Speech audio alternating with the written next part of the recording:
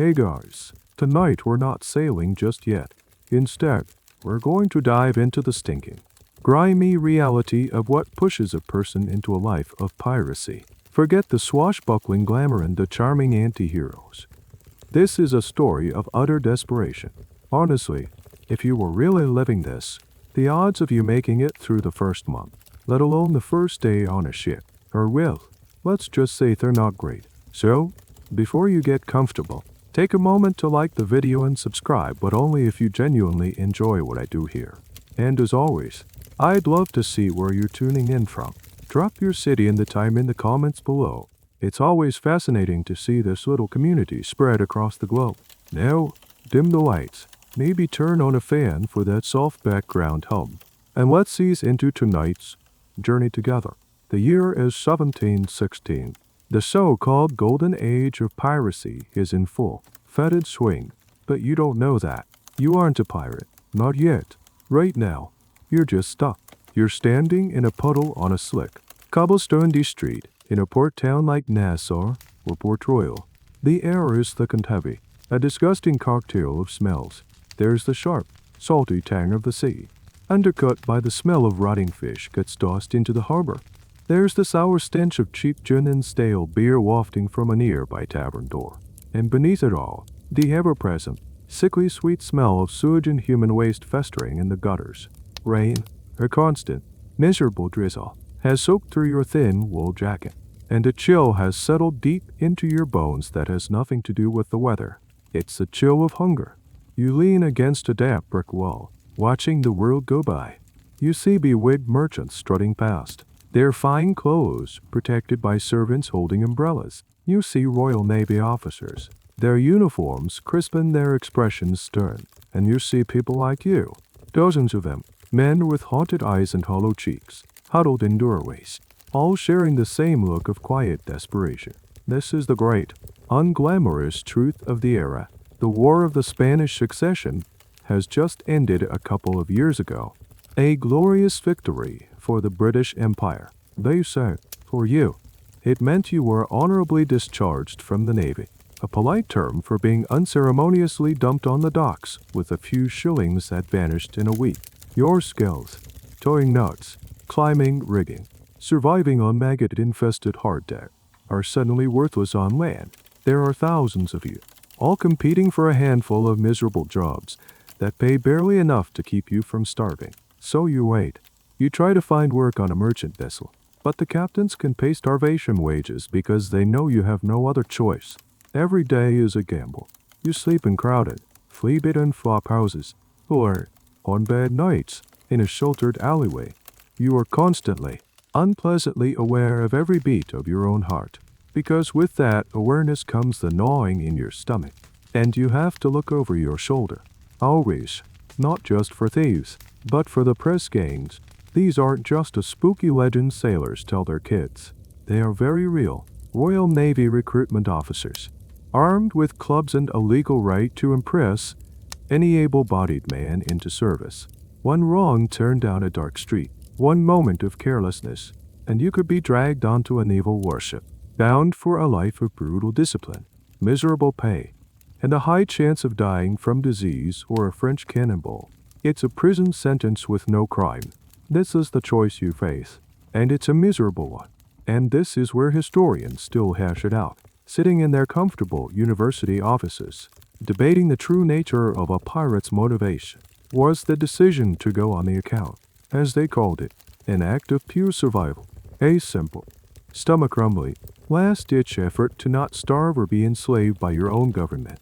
Or was there something more to it, a flicker of rebellion, a conscious political statement, a raised middle finger to the empires and the merchant class that used you up and spat you out? The truth, as it almost always is likely a messy, complicated mix of both. For you, right now, the politics are a distant hum.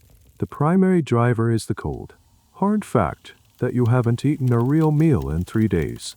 Tonight, you find yourself inside that foul-smelling tavern. You've nursed the same cup of watery ale for 2 hours, trying to absorb the warmth of the room, and you listen. In a dark corner, a man is talking. He's not loud, but his voice cuts through the din. He's missing two fingers on his left hand, and a nasty scar cuts across his eyebrow. He smells of salt and drum. He is not selling a fantasy. He's not talking about buried treasure or grand adventures. He's talking about shares. He speaks of a ship where every man gets an equal vote, where the captain is elected and can be deposed. He talks about a code that ensures a fair distribution of all plunder. He talks about food, regular meals, and enough from to keep the misery at bay. He is talking about a world that's the complete opposite of the one you're living in. No press gangs, no starving, a chance. He never uses the word pirate. He calls it being a gentleman of fortune. A bitter, ironic joke that you immediately understand. There is no fortune here, just a choice between different kinds of hell. The Navy's hell, the slow starvation of the docks, or his hell, a hell that at least offers a sliver of control, a vote, and a full belly. He catches your eye. He sees the hunger there. He nods, almost imperceptibly, towards the door. The decision feels less like a choice and more like an inevitability, like a stone rolling downhill. You stand up, your joints aching, and you walk out of the tavern's effigy and back into the rain. You follow him down the winding alleys, towards the dark, looming shapes of the ships in the harbor. One of them is your destination, your new home, your floating prison. You walk in the shadow of the scarred man, your footsteps echoing softly on the wet wood of the docks. The forest of masts undrigging rises around you, creaking and groaning in the gentle swell of the harbor like a sleeping giant. He leads you to a smaller pier, away from the grand merchantmen naval frigates. At the end of it sits your destination. She's not a grand ship. She's a sloop, squat and dark, her hull stained and scarred. Her paint is peeling, and you can see where hasty repairs have been made with mismatched planks. She looks less like a vessel and more like a stray dog, tough, scrappy, and probably carrying fleas. This, you learn, is the sea serpent, a name that's trying a little too hard to be intimidating. As you get closer, the general stench of the port recedes, replaced by a new, more concentrated smell. It's the ship's own unique perfume, and it hits you like a physical wall of stink. It's a complex, layered aroma that your brain struggles to process. The top note is tar and salt, a familiar and almost comforting smell for any sailor, but it's immediately overwhelmed by the base notes. There's the sour, animalistic tang of dozens of unwashed men, a smell of stale sweat baked into clothes that haven't seen fresh water in months. There's the faint, sweetish odor of rot, maybe from the food stores, maybe from the wood of the ship itself, and underpinning it all is the true soul of the ship's stench, the bilge. The man gestures for you to go ahead, up the rickety gangplank. You hesitate for a second, 1 foot on the solid pier, 1 foot on the swaying plank. This is it, the point of no return. You take a breath, which you immediately regret, and step onto the deck. The ship rocks gently beneath you, and the smell gets worse. Up close, you can identify more of its foul ingredients. Now you can smell the stale rum, the vomit, the grease from the cook's galley. You see the source of some of it. The deck is grimy, not wholly stoned to a pristine white like a navy vessel, but stained with who knows what. Men are lounging around, their faces obscured by the darkness, their hushed conversations stopping as they turn to look at you, the newcomer. They don't look like the laughing, vibrant rogues from songs and stories. They look tired. Their faces are thin, their eyes are weary, and their bodies are weary and scarred. They look exactly like you. The scarred man claps you on the shoulder. Welcome aboard, he grunts, and the casualness of it is jarring. He seems completely immune to the smell that's making your eyes water. You realize, with a sinking feeling, that this is what he considers normal. This is home. This is the smell of a full belly and a share of the plunder. This is a cold hard fact that most romanticized versions of piracy conveniently forget. A pirate ship wasn't some custom-built war machine. Most worst, Olin merchant vessels, like this one, they weren't chosen for comfort or for beauty. They were chosen for speed and a shallow draft, so they could outrun the Navy and hide in shallow coves where bigger ships couldn't follow. Comfort was not a factor in the equation. In fact, they often made them less comfortable, knocking down cabin walls to cram in more cannons and more men. And about that bilge water, It's the ship's dirty secret. A foul soup sloshing around in the lowest part of the hull. It's a collection of everything gravity pulls down. Seawater that inevitably leaks through the planks. Yes, but also spilled grog, rainwater, urine, blood, runoff from the livestock pens if they have any, and anything else liquid that gets spilled or dumped. It sits there, festering in the dock, soaking into the ballast stones, creating a putrid, toxic sludge that permeates every plank of wood. The ship is literally floating on its own filth. The only defense is the bilge pump, a simple, hand-operated device, and pumping the bilge is a constant, back-breaking chore, releasing a geyser of concentrated stench onto the deck. You watch as two men rhythmically work the pump handle, a stream of black, foul-smelling water, gushing out a drain and back into the sea. They work with the grim, resigned expressions of men who know the task is endless. This is a point historians still quietly debate in academic papers. Were the conditions on a pirate vessel a genuine step-up? The promise of democracy and better pay was real, but did that offset the sheer squalor? Compared to a Royal Navy ship, where discipline might be harsher but cleanliness was a military necessity, a pirate ship was often a floating slum by choice. The priorities were just different. Freedom and profit over hygiene and order. As you stand there, trying to breathe through your mouth, you're not so sure you made the right trade. The scarred man nods towards a hatch leading down into the ship's belly. Find a spot below, he says. We sail with the morning tide. He leaves you there.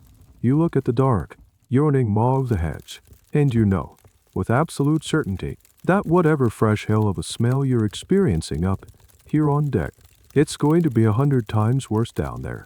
Taking a deep breath, a tactical error you won't make again. You descend the steep, narrow ladder into the darkness below deck. The air changes instantly. If the deck was a wall of stink, this is a smothering blanket. The temperature rises, the humidity thickens, and the air becomes a tangible, greasy presence on your skin.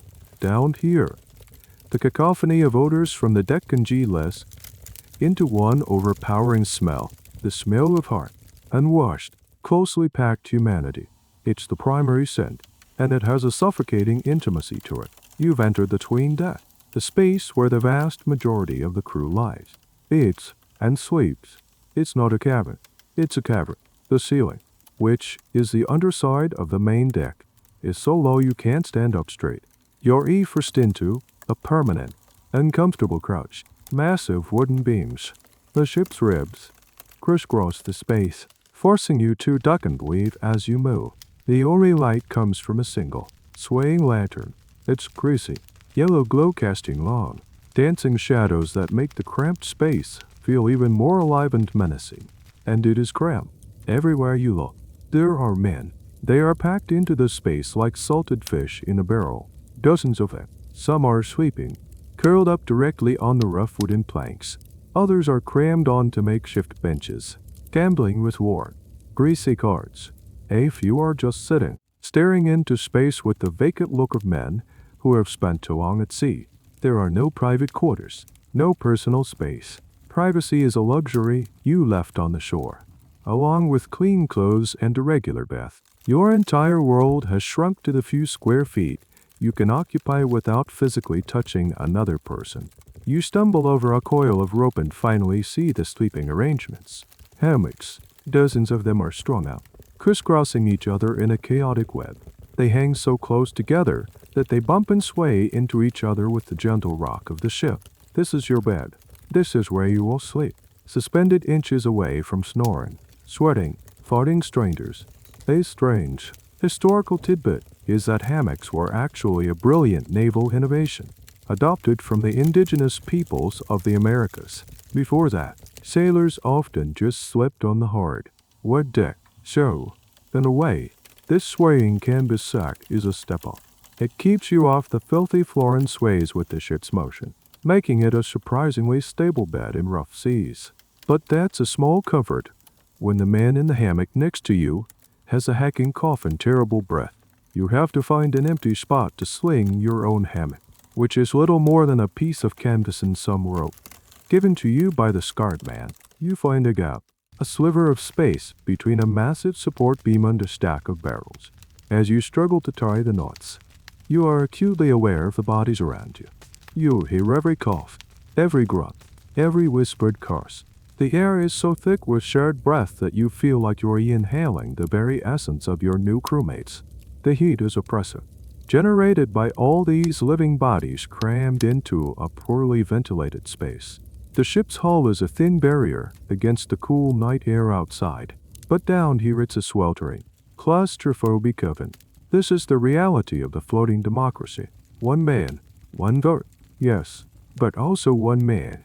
One suffocating like small patch of personal space. Historians often emphasize the revolutionary social structure of a pirate ship, the so-called floating commonwealth. And they're not wrong, but it's easy to romanticize that democracy from a distance. The day-to-day reality was this: 100 men of various nationalities, temperaments, and standards of hygiene, all forced into a state of extreme, unavoidable intimacy. Tempers frayed easily. Minor disputes over a dropped coin or a jostled hammock could escalate into knife fights. The famous pirate code washed just about plunder. A huge part of it was dedicated to regulating life in these cramped quarters, laying out rules against fighting on board and specifying punishments to prevent the whole social experiment from collapsing into a bloody mess. You finally get your hammock hung. It sags precariously. You eye it, wondering if the knots will hold. You are exhausted, but the thought of climbing into that swaying sack in this hot, stinking, crowded hell is deeply unappealing. You look around at the faces in the gloom. Some are hardened cruel, some are young, barely more than boys, with a look of fear they're trying hard to hide. Most are just weathered, beaten down by the sea, by the sun, by a life of hardship. These are not the laughing rogues of legend. These are your 100 stinking, snoring, coughing brothers. This is your new family. You close your eyes for a moment and try to remember what it felt like to be alone, to have a room to yourself, to breathe air that didn't taste of other people. The memory is already starting to fade. You sigh, a small, insignificant sound lost in the general din of the 'tween deck, and prepare to climb into your new bed. Just as you manage to hoist yourself into your hammock without tipping over, a new sensation makes itself known. It's not a smell, and it's not a sound. It's a feeling, a tiny, tickling crawl on the back of your neck. You instinctively swat at it. A moment later, you feel another one on your arm, and then a persistent itch in your scalp. You're not alone in your new canvas bed. Welcome to the ship's crew, Thermonic crew, the vermin. They are the unspoken, unlisted members of this floating society, and they vastly outnumber the human inhabitants. First, there are the lice, body lice, head lice. They're not picky. They live in the seams of your clothes, in your hair, in the very fabric of the hammock you're lying in. They are a constant, maddening presence. You see men around you scratching obsessively, a gesture so common it's like breathing. They scratch their chests, their armpits, their beards. It's a low-level torment that never, ever stopped. In an environment where fresh water is a treasure and washing clothes is a rare luxury, lice thrive. They are passed from man to man, from hammock to hammock, in a never-ending cycle of infestation. And they're not just an itchy nuisance. They can carry diseases, most notably typhus, which was known as ship fever for a reason. An outbreak could sweep through a cramped, tween deck like this, turning it from a stinking dormitory into a floating infirmary. Then, there are the fleas. They're less personal than the lice, breeding in the dirty bedding, the dark corners, and on the backs of their hosts, the rats. They are acrobatic tormentors, their bites leaving angry red welts that you'll scratch until they bleed, opening up yet another potential route for infection. You feel one jump onto your ankle, and you kick your leg out. A useless, reflexive action. The darkness below deck is their kingdom. And then, there are the kings of this tidy, crawling underworld, the rats. You hear them before you see them. The faint scratching and scrabbling sounds inside the walls and under the floorboards. The soft, quick patter of their feet in the darkness. They are bold and fat, These are not timid city rats that scatter at the sight of a human. These are ship rats, a different breed entirely. They've been living alongside sailors for centuries, and they know the territory better than you do. They are your roommates, your competitors for food, and an ever-present reminder of the ship's decay. You see one now, a dark shape, sleek and unpleasantly large, darting along a ceiling beam, its beady eyes glinting for a moment in the lantern light before it vanishes. The crew has a complicated relationship with the rats. On one hand, they are a pest. They chew through ropes, sails, and wooden barrels. They get into the food stores, contaminating far more than they eat with their droppings and urine. They are a genuine menace to the ship's supplies and integrity. On the other hand, some sailors ate them. This is a grim little fact often glossed over. When fresh food ran out, a rat was a source of protein.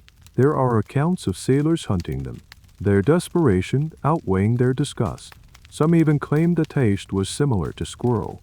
Whether you could bring yourself to do it is a question for another, hungrier day. There's a small, almost funny historical debate about the two main species of ship rat. The black rat, an agile climber, tended to dominate ships in earlier centuries, but the bigger, more aggressive brown rat began to take over during the 18th century, displacing its smaller cousin. So, historians sometimes ponder which species of rat was more likely to be tormenting a pirate on a given vessel and, say, Yaoziarding. It's a strangely specific question, but it highlights how integral these creatures were to life at sea. They weren't just a pest. They were part of the ecosystem. Lying in your hammock, you are acutely aware of this hidden world. You can feel the ship breathing around you, the creak of the timbers, the groan of the ropes, the gentle, rhythmic clapping of the waves against the hull. But you can also feel and hear its infestation, the skittering of rats, the maddening itch of lice, the pinprick bite of a flea. It's an unsettling realization that this vessel, your new home and fortress, is also a living, crawling organism. It is a world teeming with life, and you are just one small part of its food chain. You pull your thin wool blanket up to your chin, a futile gesture of defense. You try to find a comfortable position, to ignore the itching, to block out the sounds, but sleep feels very far away. You're beginning to understand that, on a pirate ship, you are never truly alone, and you will never truly be clean. This is the price of your supposed freedom. The next morning, you're awoken not by a gentle sunrise, but by a loud, percussive banging and the shouting of the boatswain. Your body aches. Sleeping in a hammock is a skill, and you haven't mastered it yet. Your neck is stiff. Your back is sore, and the itching from your new collection of parasites has not subsided. The 'tween deck is already a hive of activity, men grumbling as they pull on boots and shirts.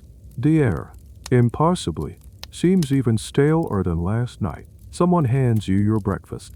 It's not a plate of eggs and bacon. It's not even a bowl of porridge. It is a biscuit. This is not the kind of biscuit you dip in tea. This is ship's biscuit, also known as hearth.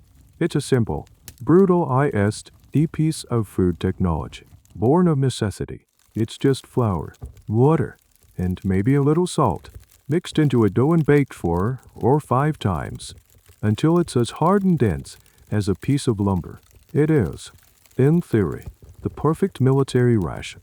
It's cheap, it's calorie-dense, and if kept dry, it can last for years. The British Royal Navy was still provisioning ships with hardtack baked during the reign of Queen Elizabeth I over a century later. That's not a testament to its quality, but to its sheer, stubborn indestructibility. You hold the biscuit in your hand. It's about half an inch thick and feels unnervingly heavy. It's a brownish-gray color, and its surface is hard and smooth, like a river stone. You try to take a bite. This is a rookie mistake. Biting directly into hardtack is a fantastic way to crack a tooth. And with the ship's doctor being who he is, that's a problem you want to avoid. The veterans around you are watching, a few of them smirking. They know the drill. You see one old salt place his biscuit on the deck and smash it into smaller pieces with the handle of his knife. Another is soaking his in a cup of grog, letting the weak, watered-down rum soften it into a mush. You break off a piece with your hands, which takes a surprising amount of effort. You pop it in your mouth and start to chew, or rather, you start to grind. It's a slow, laborious process. The taste is nothing. It's the pure, unadulterated taste of stale flour. It's bland, dry, and utterly unruffling, but its sustenance, its calories to get you through the morning's work. As you chew, you notice something else. A small, dark speck in the piece you're holding. You look closer. It has legs. This is the other famous feature of hardtack. The weevils, these small beetles, along with their larval grubs, absolutely love to lay their eggs in the sacks of flour used to make the biscuits. The baking process didn't always kill them, so the biscuits often came with a built-in, unwanted source of protein. The sailors had a grimly humorous name for them: galley slaves or cabin dwellers. They were just part of the meal. In fact, many sailors preferred to eat their biscuits in the dark. That way, they wouldn't have to see what they were eating. Another common technique was to tap the biscuit on the table before eating, to knock out some of the living inhabitants. This brings up a fascinatedly disgusting point of historical contention. Did they really mind? Some accounts treat the weevils as a source of grim humor, a simple, unpleasant fact of life they got used to. Others suggest a deep-seated revulsion. The most likely answer is that it depended entirely on how hungry you were. After weeks at sea with nothing else to eat, a few bugs probably seemed like a minor inconvenience. A popular sailor's rhyme went: the worms crawl in, the worms crawl out, the worms play pinochle on your snout. It's a dark joke, but it's also a coping mechanism for an inescapable reality. So you're faced with a choice. You can pick the weevils out, a tedious and probably futile task. Or you can do what the man next to you is doing. Just eat it. He gives you a shrug, as if to say, it's all just food. You sigh. The hunger in your belly overrides the disgust in your mind. You close your eyes, put the piece in your mouth, and chew. The texture is mostly the hard, gritty biscuit, but there's a faint, almost nutty undertone that you try very hard not to think about. You wash it down with a swig of lukewarm, slightly slimy water from your canteen. This is your breakfast, and it will be your lunch. And, with the addition of some boiled, heavily salted meat of questionable origin, it will be the base of your dinner stew, a dish known unappetizingly as lobscouse. You are beginning to understand the pirate economy in its most basic form. It wasn't about gold. It was about this. It was about capturing a merchant ship not for its treasure chest, but for its barrels of flour, its casks of salted beef, its sacks of rice. A good haul meant you ate better than this for a few weeks. A bad haul meant more weevils. The romance of the Jolly Roger is a distant fantasy. The reality is in your hand. It's a hard, bland, bug-filled biscuit, and you are grateful for it. After your nutritious breakfast, they're put to work. The ship is a constant, demanding beast, and there are 100 tasks needed to keep it sailing. You might be climbing the rigging to unfurl sails, your life depending on your grip and the strength of a tarred rope. You might be scrubbing the deck with a holy stone, a large block of sandstone that wears away the wood in your knees in equal measure. Or you might be given the unenviable task of fetching the daily water ration. This sounds simple. It is not. The water barrel, the scuttlebutt, is one of the most dangerous places on the entire ship. You make your way to the large wooden cask lashed to the mainmast. The ship's cooper is standing guard, doling out the ration with a ladle. Each man gets a specific amount, usually about a half-gallon a day, for everything: drinking, cooking, and whatever minimal washing might be attempted. As the ladle dips into the barrel, you get a good look at the water inside. It is not clear. It is a cloudy, yellowish green, with a faint, unpleasant film on the surface. You can see small, stringy things floating in it. This is your drinking water. The problem is fundamental. On land, you take fresh water for granted. At sea, it is a finite and precious resource that begins to decay almost as soon as it's brought on board. Wooden barrels were not sterile containers. The water, often sourced from rivers and streams of dubious quality to begin with, would sit in these casks for weeks, even months, under the hot sun. In this stagnant, warm environment, algae and bacteria would bloom, turning the water into a living, stinking soup. The wood of the barrel itself would leach tannins into the water, giving it a brownish tint and a bitter taste. The sailors had a name for it, bilgy. It tasted the way the bilge smelled. You get your ration in your canteen and take a tentative sip. It's warm, and the taste is awful. It tastes earthy, slimy, and slightly foul, like licking a moss-covered roof. But you're thirsty from your work, so you drink it. This is a gamble every single time. The water is a breeding ground for all sorts of delightful waterborne diseases. The most feared of these was dysentery, a severe intestinal infection that the sailors called the bloody flux. It was a brutal, dehydrating illness that could incapacitate a man in days and kill him within a week. An outbreak of the flux could cripple a crew far more effectively than a battle with the Navy. Men would become too weak to work the sails, too weak to even stand, leaving the ship dangerously undermanned. This is why, as you'll soon learn, no one drank the water straight if they could help it. This is where alcohol, particularly rum, came in. Adding a measure of alcohol to the water didn't just make it taste better. It had a mild antiseptic effect. It could kill some of the bacteria, making the water safer to drink. This mixture of water and rum was known as grog. It was a pragmatic solution to a deadly problem. This is a key piece of information that is often misunderstood. Sailors weren't just drinking all day because they were rowdy drunks. They were drinking because the water could kill them. There's a small, persistent myth that pirates kept their water fresh by dropping silver coins into the barrels. The theory is that the silver would act as an anti-abricable agent. While silver does have some anti-abricable properties, the amount of silver in a few coins would be nowhere near enough to sterilize a huge barrel of water. Historians generally dismiss this as a bit of folklore. The real solutions were far less magical. Charcoal was sometimes used to filter the water, and casks were supposed to be charred on the inside to slow the growth of algae. But these were imperfect measures at best. The grim reality was that for most of a long voyage, the water was foul. As you stand there, forcing down another mouthful of the slimy liquid, you see a man stumble towards the ship's rail, his face pale and beaded with sweat. He leans over the side or etches violently. Another man nearby shakes his head. The flux has got him, he mutters. The sight sends a cold spike of fear through your gut. You look down at the canteen in your hand. This life-sustaining liquid is also a game of Russian roulette. Every sip could be the one that lays you low.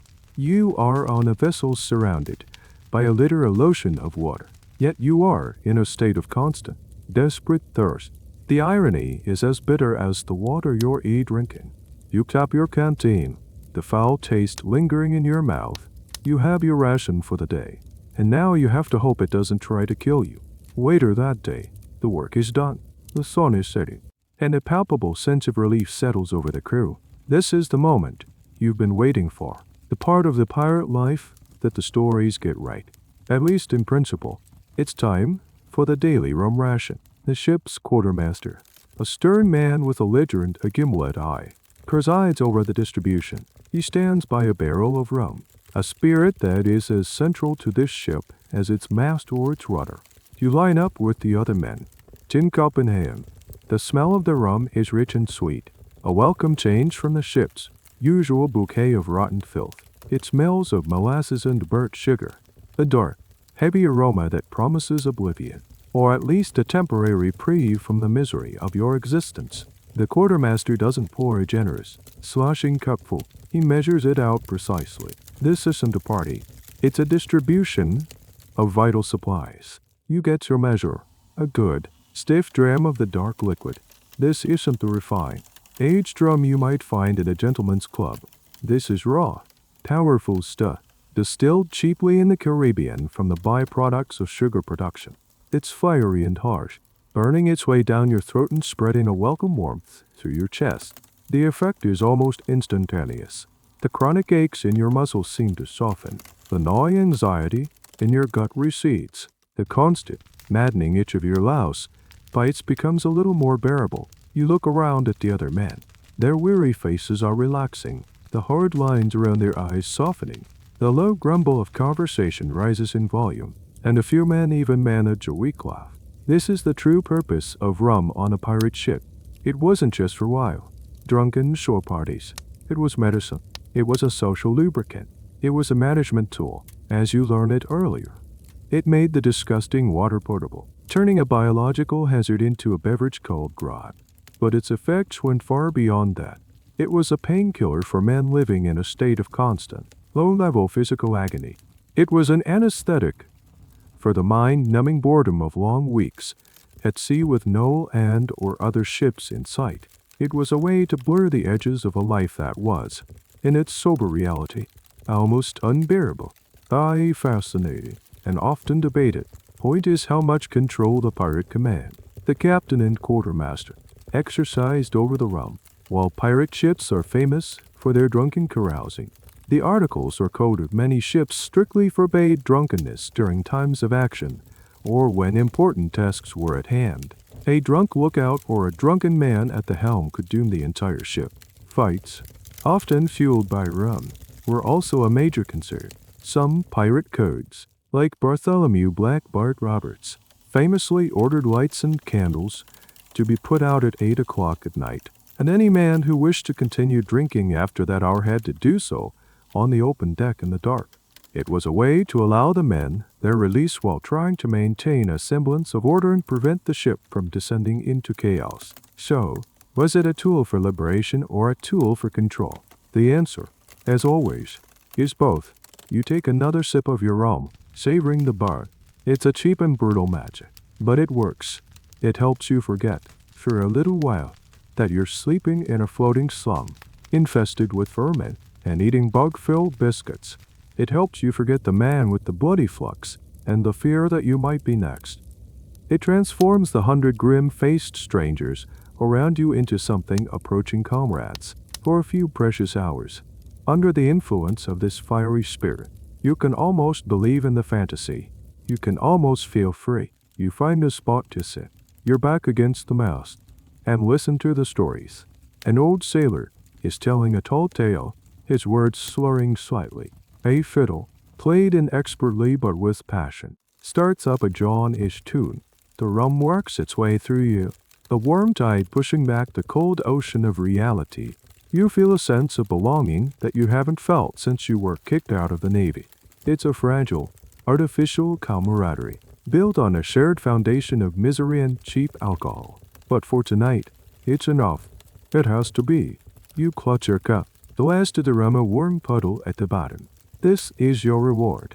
This is your payment for a day's hard labor in hell. And you know, with a certainty that is both comforting and deeply sad, that you will do it all again tomorrow. Just to get to this moment. A few weeks pass. The ship has become your world. The routines are ingrained now. The hard work, the bad food, the brief, rum-soaked evenings. You've gotten used to the stench, the vermin, and the lack of space. You've learned to sleep in your hammock and to smash your hardtack without breaking your teeth. But a new problem is beginning to manifest, a slow, insidious sickness that has nothing to do with the water or a sudden infection.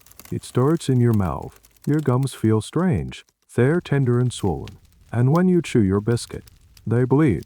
At first, you think nothing of it. In this life, minor aches and pains are constant background noise. But then it gets worse.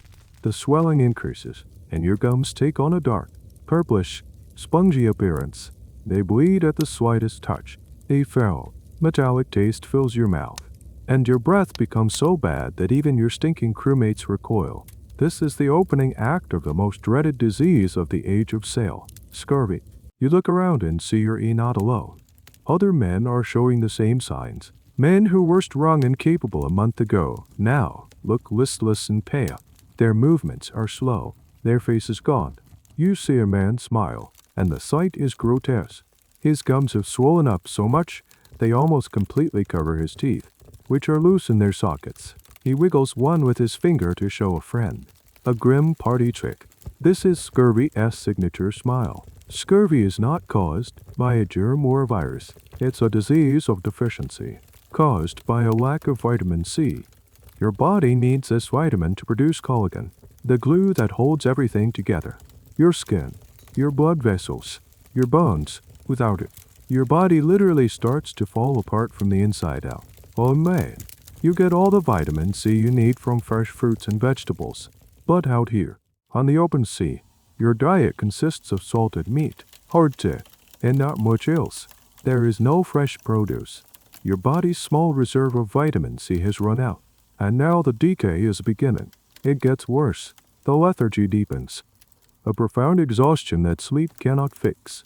Your joints ache with a deep, throbbing pain, strange, dark bruises, like old blood pooling under the skin, appear on your legs and arms for no reason. And then comes one of scurvy's most terrifying and bizarre symptoms: old wounds. Even scars that healed years ago can spontaneously reopen. The scar on your hand, the one you got in a tavern brawl 5 years ago, begins to ache. The skin along the old line turns red, then purple, and then, horrifically, it splits open, revealing raw flesh underneath. As if the injury had just happened. It's your body cannibalizing its own repairs, unhealing itself. This phenomenon is a well-documented, though still chilling, aspect of severe scurvy. Historians and medical experts understand the mechanism now. The lack of collagen means the scar tissue, which is weaker than normal tissue, is one of the first things to break down. But for you, living it, it's a supernatural horror. It feels like a curse, like the sea itself is reaching into your body and pulling it apart, erasing your past. The psychological toll is immense. How can you trust your own body when it starts to undo its own healing? The cure for scurvy was, for a long time, a subject of intense debate in bizarre folk medicine. For centuries, nobody knew what caused it. They blamed it on bad air, on laziness, on the saltness of the sea. Suggested remedies ranged from the useless, drinking seawater, to the downright strange, burying a man up to his neck in warm sand. The official British Navy didn't formally adopt the use of citrus fruit as a preventative measure until the very end of the 18th century, long after the golden age of piracy. This is a point of academic fascination. Why did it take so long? The knowledge was there. As early as 1617, a naval surgeon named John Woodall recommended lemon juice. In the 1742, James Lind conducted one of the first ever controlled clinical trials, proving that citrus fruits cured scurvy. Yet, for decades, the authorities resisted. Was it bureaucratic inertia, the constant difficulty of supplying ships with fresh fruit, or just old-fashioned stubbornness? The debate continues. For a pirate crew, the situation was different. They had no access to official naval supplies, but they had flexibility. They would often raid coastal settlements not just for gold, but for fresh fruit, vegetables, and livestock. A pirate suffering from scurvy had a better chance of a cure than a Royal Navy sailor, simply because his ship was more likely to make a stop somewhere they could steal some oranges. But that depends on finding a prize or making landfall. Right now, you are in the middle of the ocean. There are no oranges. There is only the endless blue water and the slow, inexorable decay of your own body. You run your tongue over your teeth. They feel loose. You are literally falling apart, and there is nothing you can do but hope you find a prize ship or land before your smile collapses entirely. The man with the reopened leg wound is not doing well. The raw flesh is now puffy, red, and leaking a foul-smelling pus. The telltale red lines of infection are creeping up his thigh. He is delirious with fever. It's clear something has to be done, or he will die. And so, the call goes out for the ship's surgeon. This is a moment of pure terror for everyone involved, especially the patient. The surgeon is not a trained medical professional. There are no medical schools for pirates. The ship's surgeon is almost always the ship's cook or the ship's carpenter. Men who have some experience with knives and saws. On your ship, it's the cook, a large, sweaty man named Silas who is far more skilled at butchering a pig than healing a man. His primary qualification is that he has a strong stomach and isn't squeamish about blood. He is what was known in the period as a barber surgeon, a holdover from medieval times when barbers, with their sharp razors, were the ones who performed minor surgeries, bloodletting, and tooth extractions. Silas emerges from the galley, wiping his greasy hands on his apron. He carries his medical kit, a small, stained wooden box. He opens it on the deck, revealing his tools. There are no stale, gleaming instruments here. There is a collection of wicked-looking knives of various sizes, a coil of thick suture thread that looks suspiciously like fishing line, and a branding iron heating in the galley's coals. His prized possession, however, is a long, rust-pitted amputation saw. It looks exactly like a tool you'd use to cut down a small tree. The patient, barely conscious, is dragged on to the main deck. The sun is hot. The deck is filthy, and flies are already buzzing around the infected wound. This is the operating theater. 4 of the strongest crew members are tasked with holding the man down. 2 on his arms, 2 on his legs. There is no anesthetic. Not really. The only thing they have is rum. Silas pours a generous amount down the screaming man's throat, not as a kindness, but to make him easier to control. It won't stop the pain, but it might render him unconscious, or at least too drunk to fight back effectively. Silas examines the leg. He pokes at the infected flesh with a grimy finger, and the man shrieks, a horrible, high-pitched sound that cuts through the ship's daily hum. Silas shakes his head. It's gone rotten, he declares to the captain, who watches with a grim expression. The rot will spread to his heart. The leg's got to come off. There is no second opinion. There is no other option. This is the brutal calculus of Seam Edison. An infected limb is a death sentence. Amputation, as horrifying as it is the only chance for survival. This is a chilling but accurate depiction of surgery at sea. The understanding of infection was virtually non-existent. No one knew about germs. They believed infections were caused by bad air or an imbalance of the body's humors. The concept of sterilizing instruments or washing hands before surgery was centuries away. In fact, a good surgeon was often identified by the amount of dried blood and gore on his apron. It was seen as a sign of experience.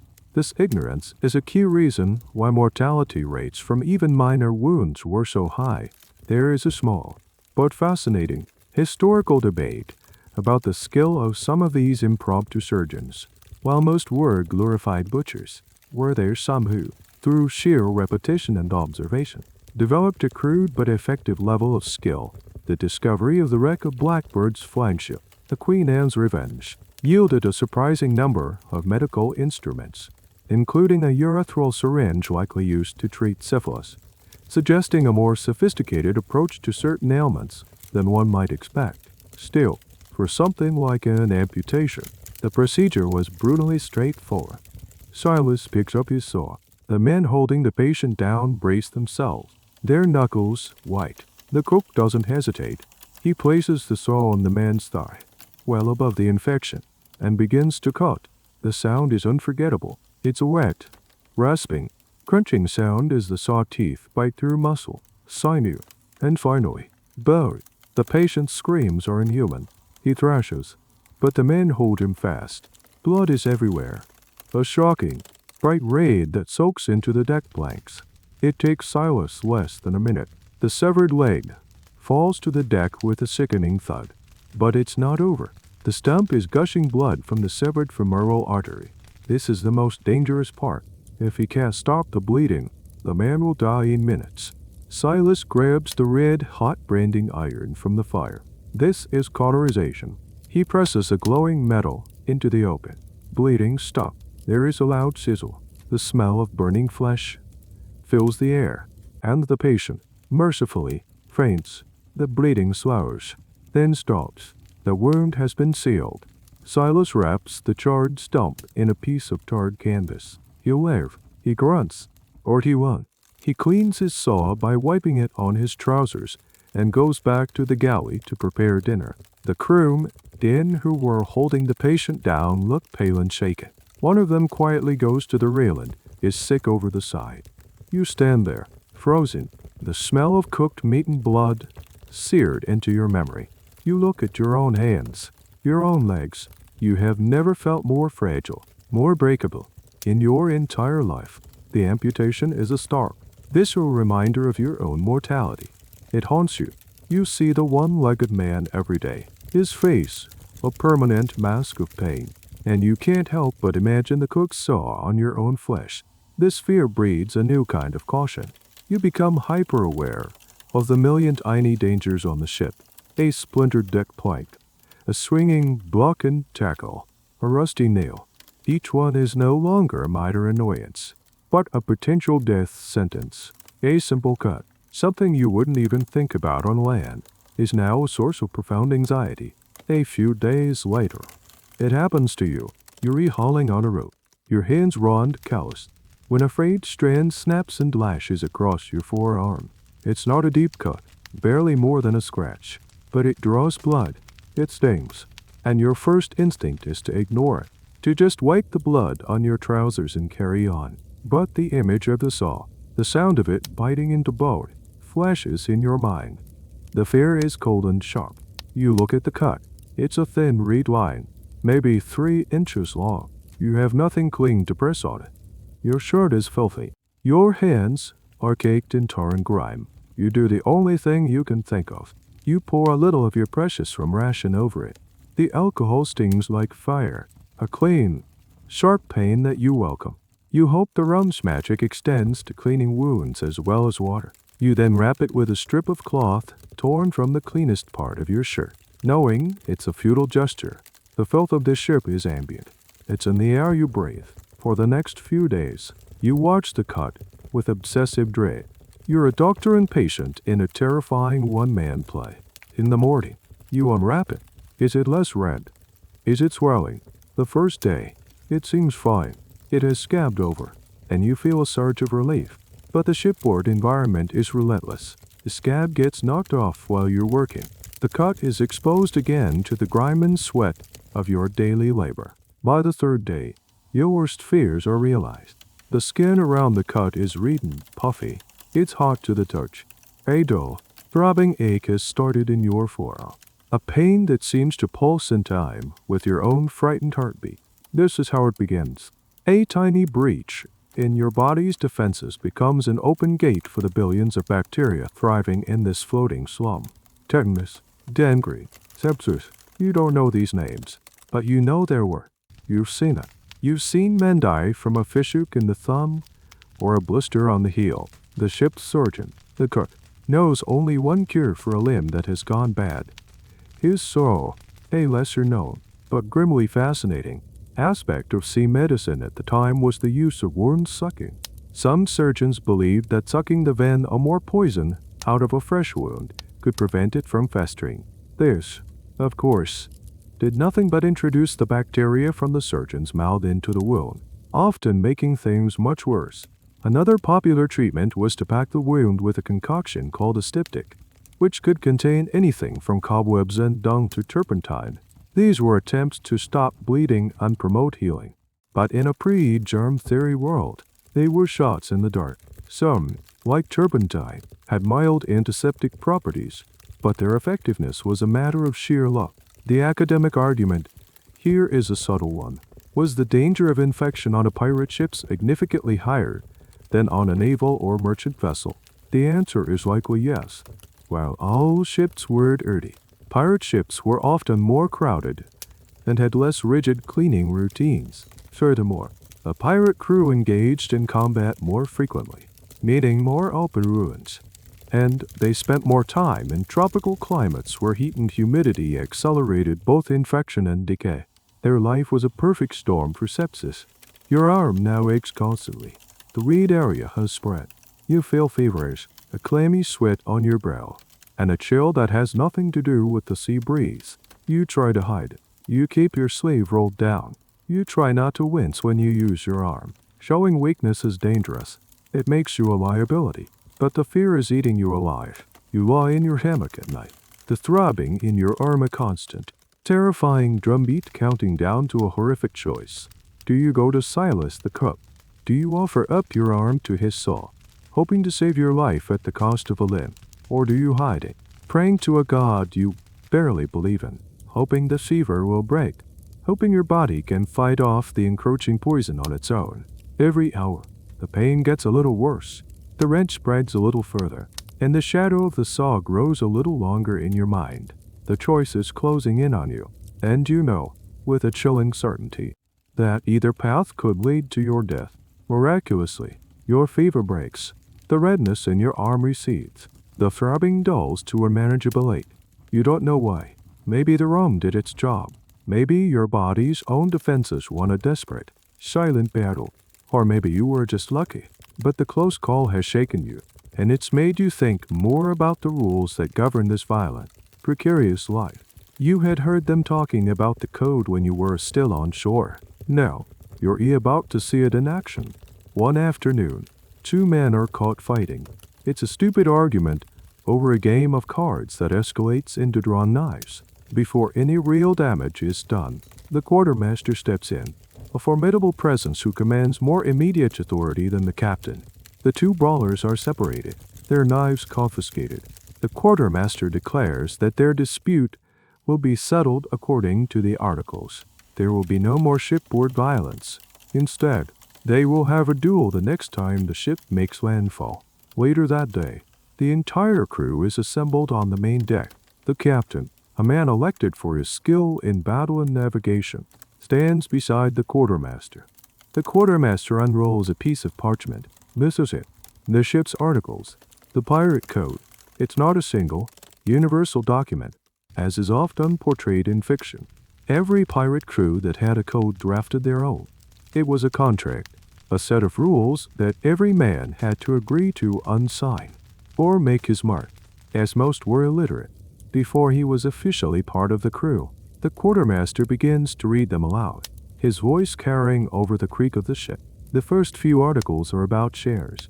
Every man, from the captain to the newest recruit like you, gets one share of any plunder. The captain gets a share and a half, or maybe 2 shares. Skilled specialists like the surgeon, the cook, the carpenter, or the master gunner might get a share and a quarter. It's a remarkably flattened democratic pay structure. A stark contrast to the naval or merchant ships, where the captain and officers took the lion's share of any prize money, leaving scraps for the common sailors. This is the core of the pirate promise, economic fairness. Then come the rules for conduct. No fighting on the ship. All quarrels to be settled on shore with pistol and cutlass. The code specifies the rules for this duel. The men would stand back to back, walk a set number of paces, turn, and fire. If both missed, they would then go at it with swords. This wasn't about honor. It was about pragmatism. A ship full of men nursing grudges and stabbing each other in the back was an inefficient and doomed ship. The code outsourced the violence, preserving a fragile peace on board. There are rules about desertion in battle, punishment, death, or marooning. There are rules about bringing women onto the ship, on many ships, also punishable by death, to prevent jealousy and conflict. There's a rule against stealing from another crewmate. If you're caught stealing, you'll be marooned, left on a deserted island with a flask of water, a pistol, and a single shot. It was a sentence of slow, lonely death. A particularly interesting and often debated part of many pirate codes is the insurance policy. The article set out a compensation scheme for injuries sustained in battle. Losing a right arm was worth 600 pieces of 8. A left arm, Indio. A leg was also worth 500. Indio. This was a form of workman's comp, a guarantee that if you were maimed in service to the crew, you wouldn't be cast aside and left to starve. You would get a lump sum from the common plunder before the shares were divided. This was revolutionary. No other employer in the world offered such a thing to common laborers or sailors. So, here's the central academic argument about the pirate code. Was it a genuine proto-democratic, a socialist document, a radical experiment in social organization? Or was it simply a pragmatic business contract designed to maximize profit and minimize internal conflict in a dangerous enterprise? The language of every man has a vote, and the flat pay structure certainly points to a form of rough, sea-born democracy. The injury compensation is a form of social welfare. Yet, the punishments are brutal and absolute. It's a strange mix of Enlightenment ideals and totalitarian enforcement. It's a social contract written in blood, signed out of desperation. As you listen, you realize the code is the only thing holding this fragile society together. It's not about grand ideals of freedom. It's about survival. It's a set of rules designed to keep 100 desperate, violent men from tearing each other apart long enough to turn a profit. It protects you from the whims of a tyrannical captain, but it also binds you to a harsh and unforgiving justice. The man who was amputated will get his 500 pieces of eight, if he lives long enough to see them, and if the crew ever captures that much. The two-card players will get their chance to kill each other on a sandy beach. And you, if you steal a biscuit from the man next to you, will die alone on an island. The code is a shield and a sword, and you are now bound by it. You are starting to understand the power dynamics of the ship, and they are not what you expected. The captain, the man you thought would be the ultimate authority, is not the terrifying, all-powerful figure of legend. He is respected. Yes, he is the leader in battle, shouting orders from the quarterdeck, and his word is law when it comes to navigation and sailing. He decides where to hunt and which ships to attack. But in the day-to-day life of the ship, his power is surprisingly limited. The man you truly learn to fear, the man everyone watches and cautiously respects, is the quartermaster.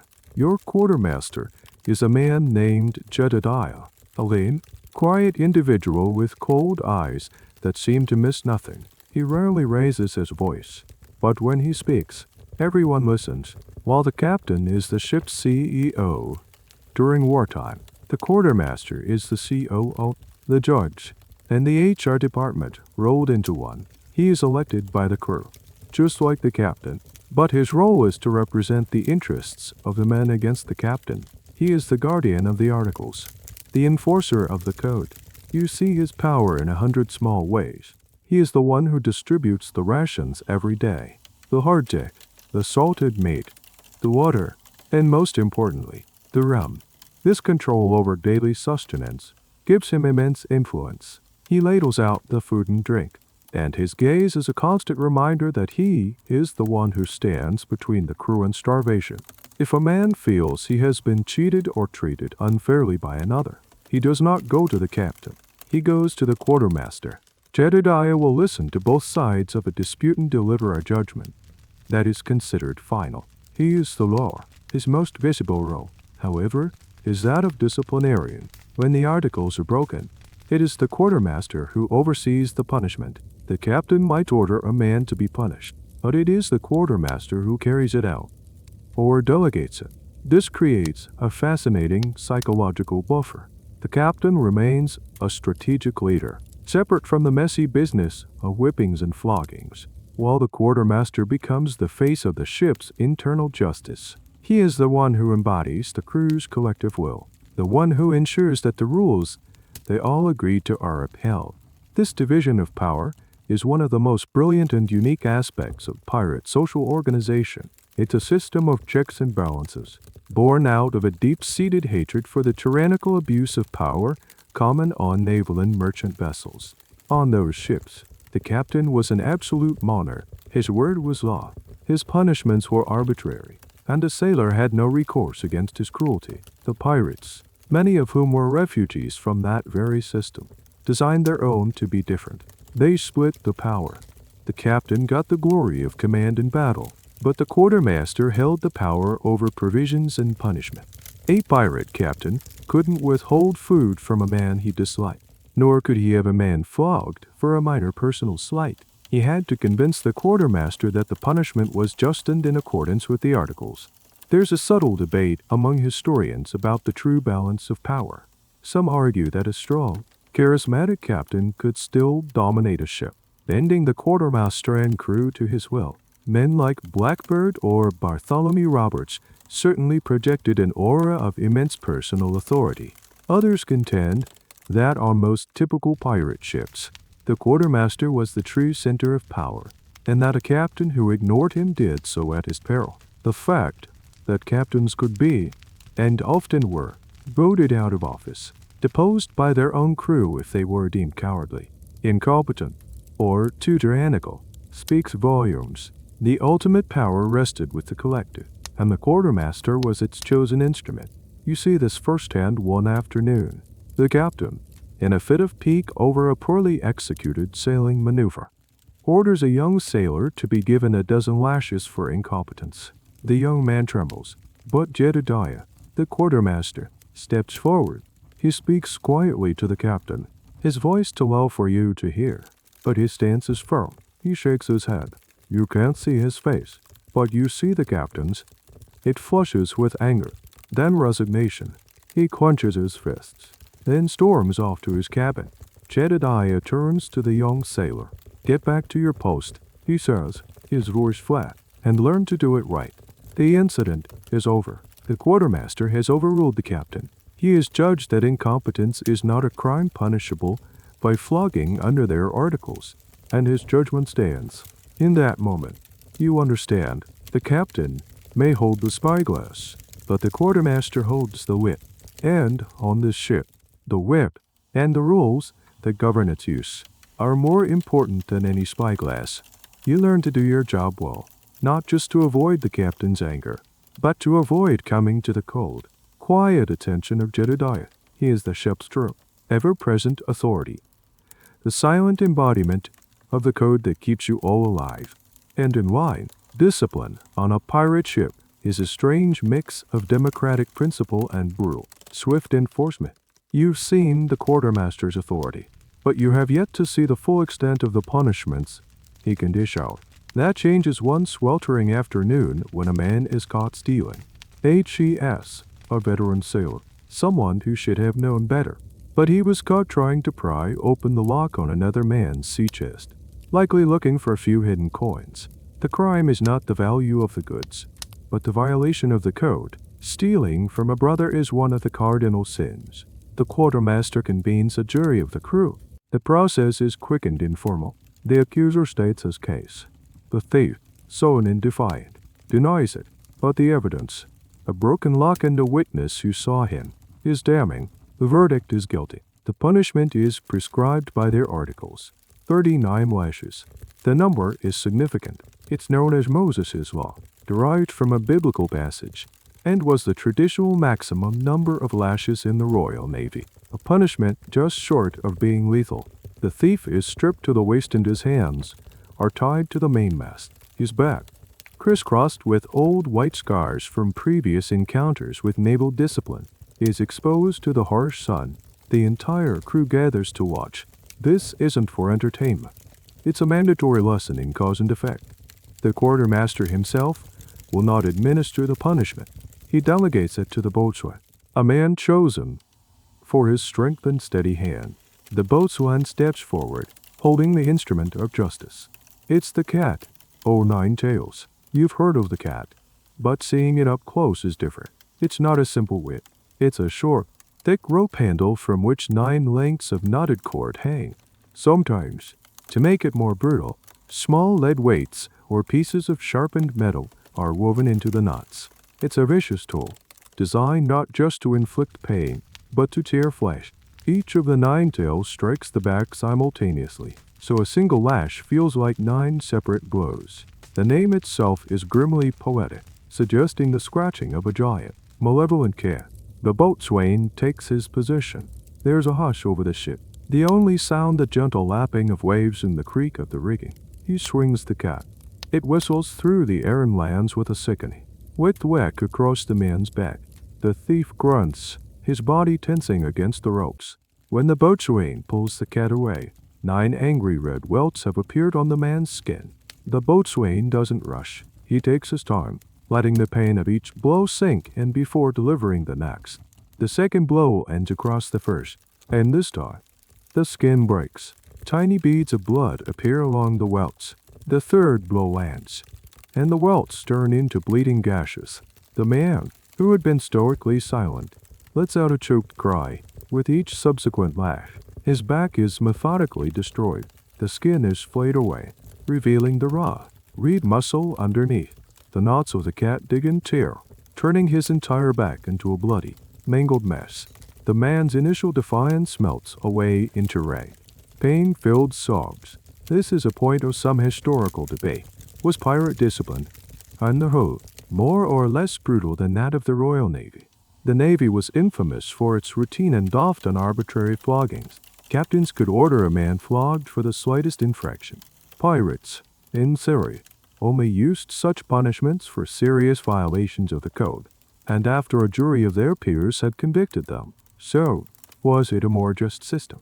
Perhaps, but when punishment was meted out, it was with a trickle and horrifying brutality designed to leave no man in doubt about the consequences of breaking the rules.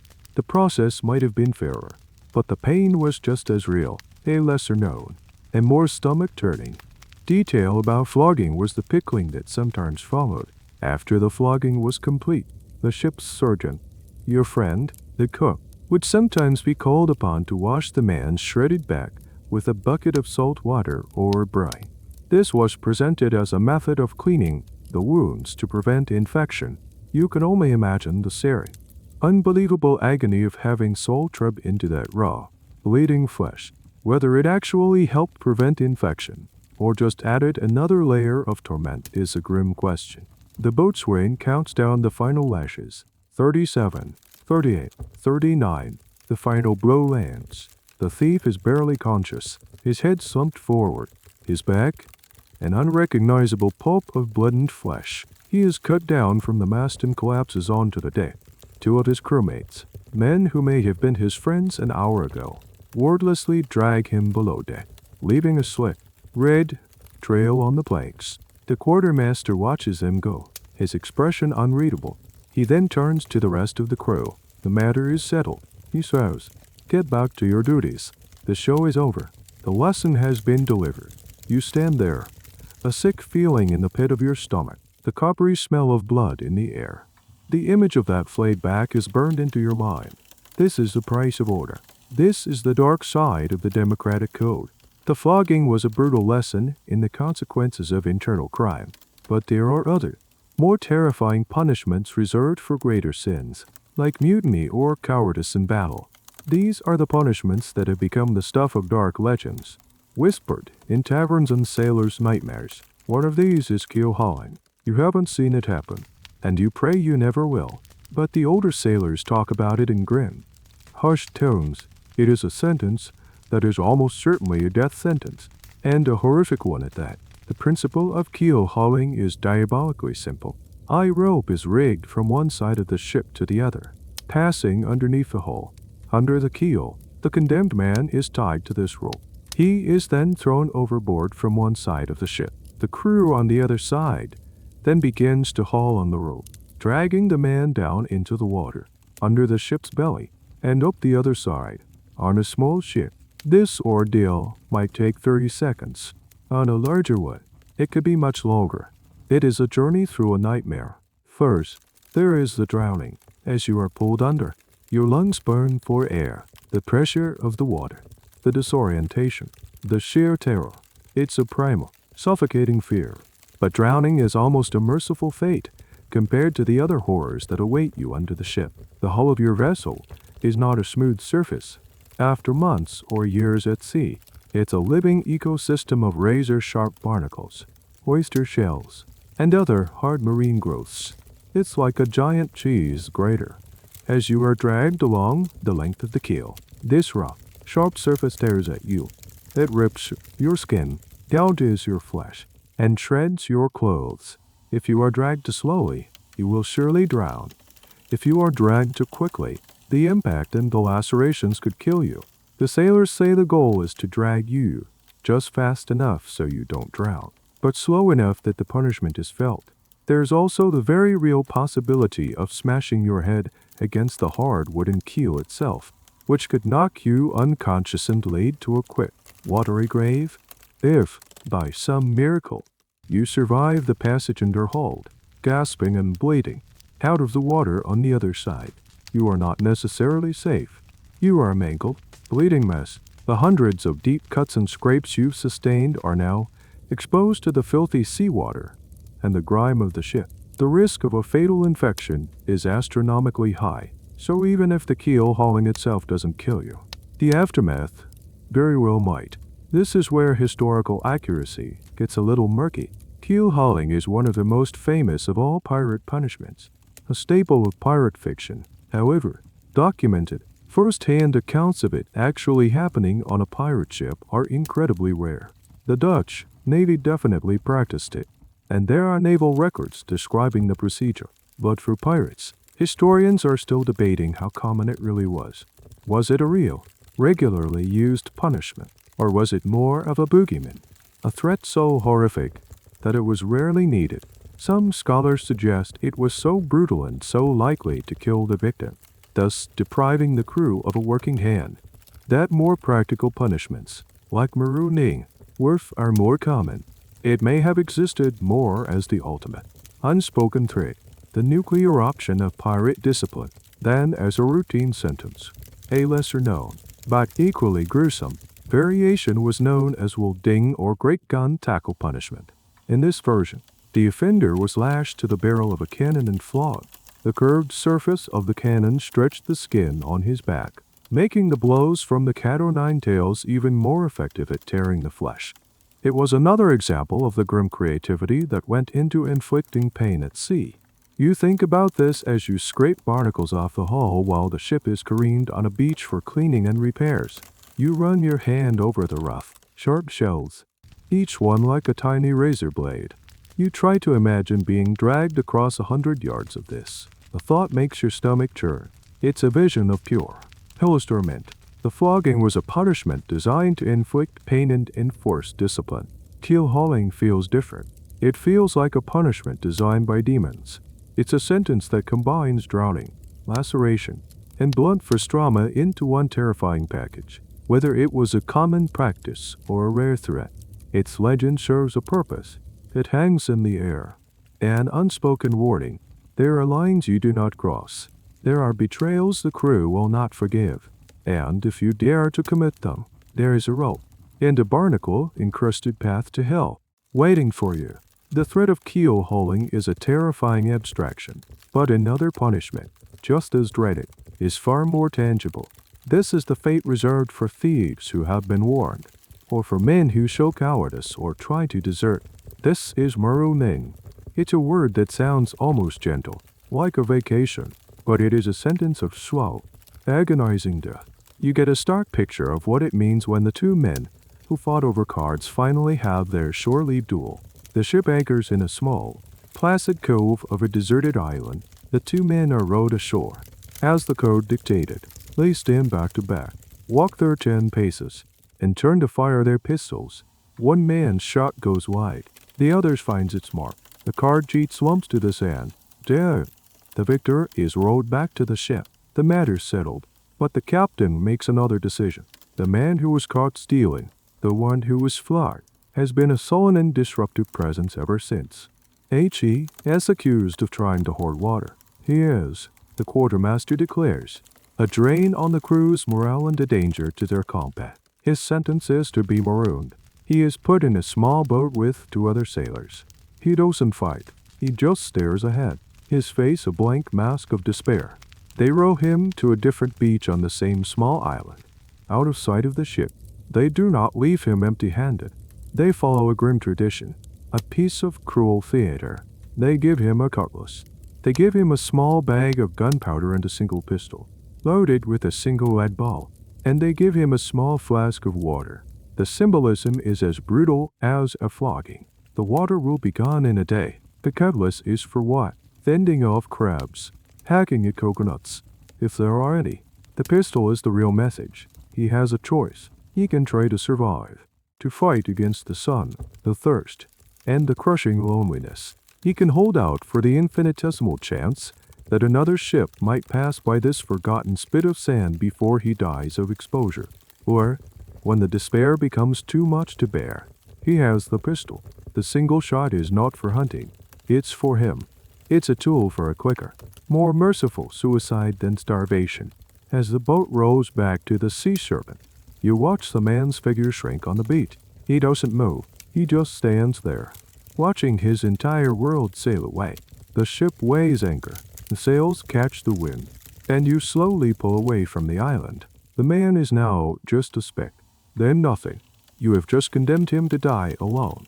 This practice is historically well attested and was a uniquely piratical punishment. The Royal Navy would never maroon a man.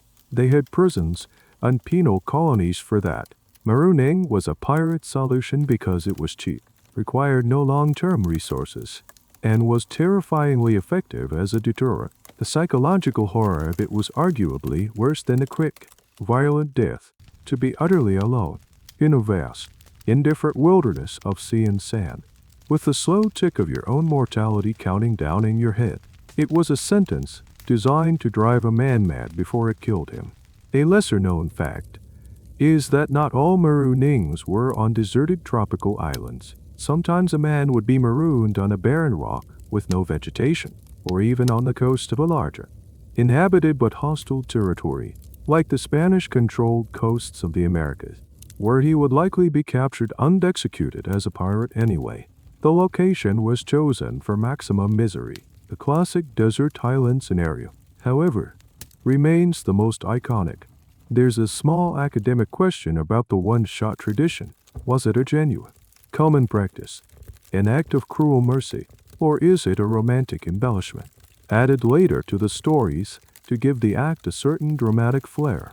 The evidence is mostly anecdotal, found in accounts like Alexander X. Dumas Lynn's famous 1678 book, The Buccaneers of America. But whether it was standard practice or not, it perfectly encapsulates the grim logic of the punishment. It's a final, terrible choice given to a man who has no good choices left. As the ship sails on, an uneasy quiet settles over the crew. No one speaks of the man left behind. They don't have to. Everyone is thinking the same thing. They are imagining his first night alone. The sounds of the jungle, the chilling emptiness of the beach, the rising panic as he realizes the finality of his situation. They are imagining his second day, the sun beating down, his throat raw with thirst. They are imagining the moment he finally reaches for the pistol. You look out at the endless expanse of the ocean. It seems bigger and lonelier than it did yesterday. The crew is your lifeline, your only defense against this vast, empty wilderness. Betray them, and this is your fate. The memory of that lone figure on the beach will be a more effective guardian of the ship's rules than any number of flogging. The duel and the marooning fade into memory, replaced by the crushing, soul-destroying reality of a pirate's life. The boredom. This is the great, unglamorous secret that the adventure stories never tell you. Your life is not a constant series of thrilling battles, daring escapes, and chests of gold. It is, for the most part, an endless, monotonous cycle of waiting. You wait for a prize. Weeks can go by, stretching into a month or more, where the horizon is nothing but an empty, shimmering line between blue water and blue sky. The ocean is vast and empty, and you are a tiny, insignificant speck floating upon it. The days bleed into one another, each one a mirror of the last. You wake up. You eat your weevil biscuit. You perform your duties. You drink your rum. You sleep. The ship's routine is the only thing that gives the time any structure. Without it, you feel you might lose your mind. The work is hard and repetitive. You patch sails. You dar ropes. You scrub decks. You pump the stinking bilge. These are not exciting tasks. They are manual labor, pure and simple. The same tasks you would have done on a merchant ship or in the Navy. The only difference is that you're doing it for yourself, for a share of a prize that may never come. The democratic ideal of the pirate code feels very distant when you're on your hands and knees, scraping barnacles off the hull under a blistering sun. To combat the crushing tedium, the crew resorts to a variety of pastimes. Gambling is the most common. Men huddle in circles on the deck, playing cards or rolling dice made from carved bone. They gamble with whatever they have, a few coins, a knife, their next ration of rum. These games are often tense, low-stakes affairs that can easily flare into the kind of arguments that led to shore-side duels. Music is another escape. The man with the fiddle saws away at his instrument, playing the same handful of jigs and dirges over and over again, until the tunes are drilled into your skull. The songs are often mournful, tales of lost love and men lost at sea, and they do more to deepen the melancholy than to relieve it. There's drinking, of course. The daily rum ration is the high point of the day, a brief, warm fog that blurs the edges of the monotony, but it's a short-lived escape. And the morning after brings the same empty horizon and the same stale biscuit. Storytelling is popular, too. The older sailors tell fantastic lies about sea monsters and enchanted islands, spinning yarns to pass the empty hours. You listen, even though you know they're not true, because for a few moments, you can imagine a world more interesting than this one. A little known but fascinating way pirates combated boredom was through elaborate mock trials. They would stage a full-blown courtroom drama, with a judge, lawyers, and a prisoner accused of some ridiculous crime, like consorting with seagulls or casting a mournful eye upon the captain's stew. It was a form of absurdist theater, a way to engage their minds and make light of the very real justice system that governed their lives. These mock trials could be incredibly detailed, with witty arguments, untheatrical sentencing, providing a day's entertainment, and a much-needed release of tension for the entire crew. Historians debate the psychological toll of this monotony. Was the legendary explosive violence of pirates when they finally reached port a direct result of these long periods of sensory deprivation and confinement? It seems likely. A man cooped up for months on end in a floating prison, with nothing but bad food and the same 100 irritating faces for company, would be a coiled spring of frustration. The legendary pirate carousing, the drinking, fighting, and wild spending was just a celebration of riches. It was an explosive release of pent-up boredom, anxiety, and misery. You feel this yourself. A strange listlessness has taken hold of you. You find yourself staring at the endlessly repeating patterns of the waves for hours. You know every plank, every rope, every stain on the ship. The faces of your crewmates are as familiar and irritating as those of your own family. The same jokes are told, the same arguments rehashed. A kind of sea madness, a state of apathy mixed with a low-grade, simmering aggression, begins to set in. You crave something, anything, to happen. You find yourself almost hoping for a storm, just to break the monotony. You even find yourself hoping for a prize, not just for the money, but for the sheer, wild release of action. This is the hidden cost of the pirate's gamble. You trade the tyranny of a captain for the tyranny of the horizon. You escape the prison of the docks for the prison of the open sea. The promise of freedom feels like a cruel joke when you are trapped in an unchanging landscape with nowhere to go and nothing to do. The adventure, you realize, is the exception. The boredom is the rule. And as another identical day bleeds into another identical evening, you begin to wonder which prison is worse. The boredom is a grinding stone, but it has a partner in psychological torment, the silence. It seems like a contradiction on a ship crammed with 100 men. But the silence is not an absence of sound. It's an absence of variation. There is the constant, rhythmic creaking of the ship's timbers, the groan of the mast, the sigh of the wind in the sails, and the endless, sibilant whisper of the waves against the hull. At first, these sounds are a novel soundtrack to your new life. After weeks at sea, they become a form of auditory torture. It's a subtle madness that creeps in. The sounds are so constant, so unchanging, that they cease to be background noise. They become the entire world. You lie in your hammock at night, and the creak of a particular beam becomes a nagging voice. The slap, slap, slap of the water becomes a maddening, repetitive chant. Your brain, starved of new stimuli, starts to play tricks on you. You begin to hear things in the sounds of the ship. Faint music, whispered conversations, cries for help. You know they aren't real, but they are unsettlingly vivid. This is the ocean's great oppression. It's not just the emptiness of the view, it's the sheer, overwhelming scale of it.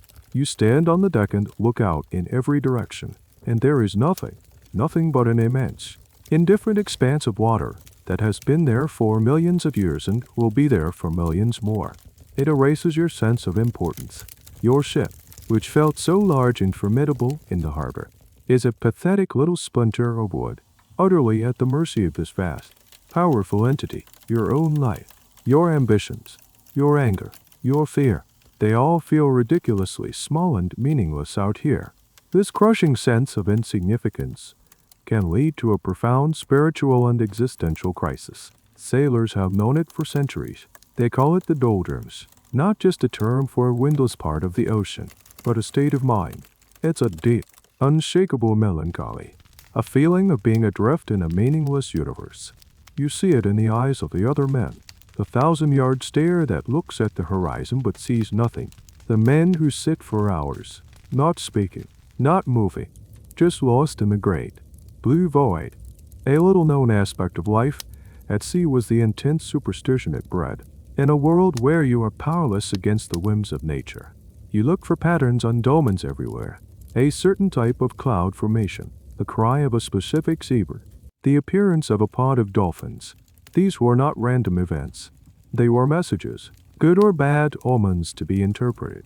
Killing an albatross was considered terribly bad luck, not because of some inherent respect for the bird, but because these birds could follow a ship for days, and their presence was a link to a world beyond the ship, a sign that land was, somewhere, a reality.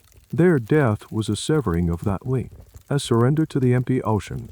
The academic debate here is a quiet one, fought in the footnotes of maritime history books. How much did this psychological pressure contribute to the cohesion, or the breakdown, of a pirate crew? Did the shared experience of this immense loneliness and fear forge a stronger bond, a kind of brotherhood of the damned, or did it exacerbate the tensions, making men more irritable, more prone to paranoia and violence? The answer is probably both. The sea could bind you together against a common, existential foe, or it could fray your nerves until you saw every crewmate as a rival for a dwindling supply of sanity. You experience this yourself. Some days, you feel a deep, unspoken connection to the men around you. You're all in this together, a tiny island of humanity in a hostile world. You share your run. You help a man mend a sail, and you feel a sense of solidarity. Other days, the sound of a man's chewing, the way he clears his throat, the stupid joke he tells for the 10th time. It all fills you with a white-hot, irrational rage. You feel a desperate, clawing need to be alone, which is the one thing you can never, ever be on this ship. The tension between first intimacy and profound loneliness is a constant, grinding pressure. Tonight, you stand the midnight watch. The ship is quiet. Most of the crew is asleep.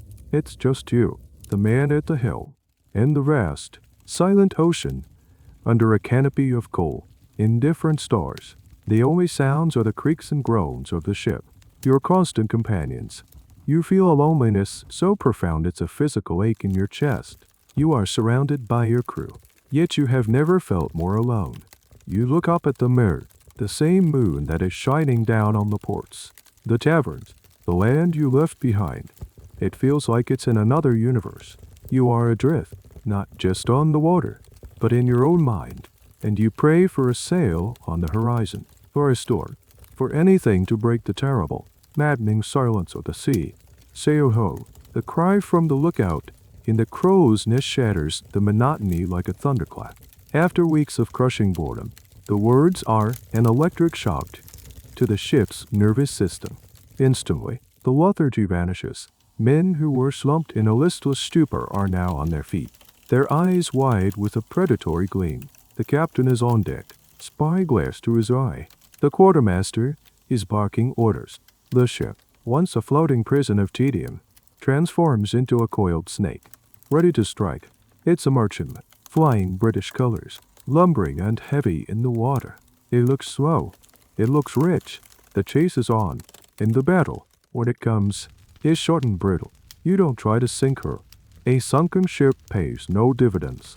You pull alongside, your cannons firing grapeshot, a canvas bag filled with small metal balls, to shred their sails and sweep their decks of defenders. Your crew, a howling mob of desperate men, throws grappling hooks and swarms over the rail. The merchant crew, mostly underpaid and unwilling sailors, puts up a token resistance before surrendering. The fight is over in 10 minutes. The prize is yours, and the plunder is good. Not treasure chests overflowing with gold coins, but something far more valuable. There are barrels of wine, casks of fine brandy, sacks of flour that aren't full of weevils, and crates of smoked hams. Best of all, there's a small but significant lockbox full of hard currency. After months of deprivation, you are suddenly, intoxicatingly rich. The mood on the ship is ecstatic. The rum flows freely now, no longer rationed. The crew feasts on ham and fresh bread. For the first time in a long time, You feel like a king. A week later, you pull into a friendly port, a pirate haven like the Republic of Nassau in its heyday. This is where the fruits of your labor are truly enjoyed. The moment the anchor drops, the fragile discipline of the ship dissolves completely. The crew, paid their shares in coin, swarms ashore like a plague of locusts, their pockets full of money and their minds full of a singular purpose, to spend it as quickly and as recklessly as possible. You walk into the nearest tavern, and it's a vision of paradise and pandemonium. The air is thick with tobacco smoke and the sweet smell of spilled rum. Fiddles are playing, men are singing, and the tavern maids are running red, trying to keep the cups full. You slap a silver coin on the bar, a coin that represents a month of your old life's wages, and order a bottle of the best brandy. The feeling of power is intoxicating. You can buy anything, anyone. The next few days are a blur of glorious, self-destructive excess. You drink until you can't stand. You eat until you're sick. You gamble away huge sums of money on the turn of a card, laughing whether you win or lose. The money itself has no value beyond what it can buy you in this immediate, frantic moment. It's a tool to erase the memory of the past few months. The hunger, the fear, the boredom. Prostitutes, drawn to these pirate havens like moths to a flame, are a central part of this release. You spend your money on fleeting, purchased affection, trying to fill the void of loneliness that the sea carved into you. This is a historically documented phenomenon. Pirates were notorious for their spendthrift nature. Accounts from the period describe pirates spending thousands of pieces of eight in a single night of carousing. A man might spend a fortune on fine silk clothes, only to wear them into a drunken brawl, and ruin them the same day. There was a desperate, almost nihilistic quality to their spending, and this leads to a historical question. Why were they so profligate? Was it simple immaturity and lack of financial sense? Or was it a rational response to their reality? A pirate's life expectancy was incredibly short. You were likely to be dead within a year or two, from battle, disease, or the gallows. Saving for retirement was a laughable concept. The money was there to be burned, a brief, bright flame against the encroaching darkness. A strange, lesser-known detail of these shore-leave sprees was the practice of mock marriages. A pirate might marry an Avon girl or a prostitute for the duration of his stay in port, lavishing her with gifts and treating her as his wife, only to abandon her without a second thought when it was time to sail. It was a bizarre pantomime of a stable life, a temporary fantasy played out before returning to the chaos of the sea. For you, this week is the dream you were sold. This is the freedom, the power, the release. But even in the midst of the drunken revelry, a part of you knows it's an illusion. The money is already running out. You see your crewmates, men who were rich a few days ago, now begging for drinks, their fine clothes stained and torn. The camaraderie of the ship has been replaced by a drunken, suspicious rivalry. Fights are constant. The hangovers are brutal. By the end of the week, the paradise has started to look like another kind of hell. Your pockets are empty. Your head is pounding. And the old, familiar feeling of desperation is starting to creep back in. The captain and quartermaster are rounding up the crew. It's time to go back to sea. Back to the hardtack, the bad water, and the endless, crushing boredom. You've had your week of being a king. Now it's time to go back to being a prisoner of the ocean. As you stumble back towards the ship, your head throbbing and your pockets empty, the harsh reality of your profession comes into sharp focus. The wild, drunken fantasy of the past week was fueled by the plunder from that merchant ship. But what was that plunder, really? You stop and look at your crewmates as they are herded towards the gangplank by the quartermaster. They are not laden with chests of jewels or bars of gold. One man is carrying a bolt of fine canvas. He won in a card game. Another has a new pair of boots. You yourself have nothing to show for your share but a vicious hangover and a few hazy memories. This is the great myth of the pirate treasure. The stories, the books, the movies, they're all obsessed with the idea of buried chests overflowing with Spanish doubloons and glittering gems. The quintessential image is of a pirate crew huddled over a mat, an X marking the spot on some forgotten island. But for the vast majority of pirates during the Golden Age, This was a complete fantasy. The truth is that pirates were, at their core, pragmatic sea-born thieves, and they stole what was practical and valuable to them. You didn't attack a ship hoping for a secret chest of treasure. You attacked it for its cargo. The most common and most prized treasures were mundane, everyday goods. A cargo of textiles, silk, calico, canvas was a fantastic prize. Cloth was valuable, easily sold, and could be used to make or repair clothes and sails. A shipment of sugar or spices was as good as gold, easily traded in pirate-friendly ports. Barrels of flour, salted meat, wine, and brandy were a direct improvement to your miserable quality of life. And then there were the naval stores. This was the truly unglamorous but vital plunder. Things like rope, anchors, tools, and spare spars.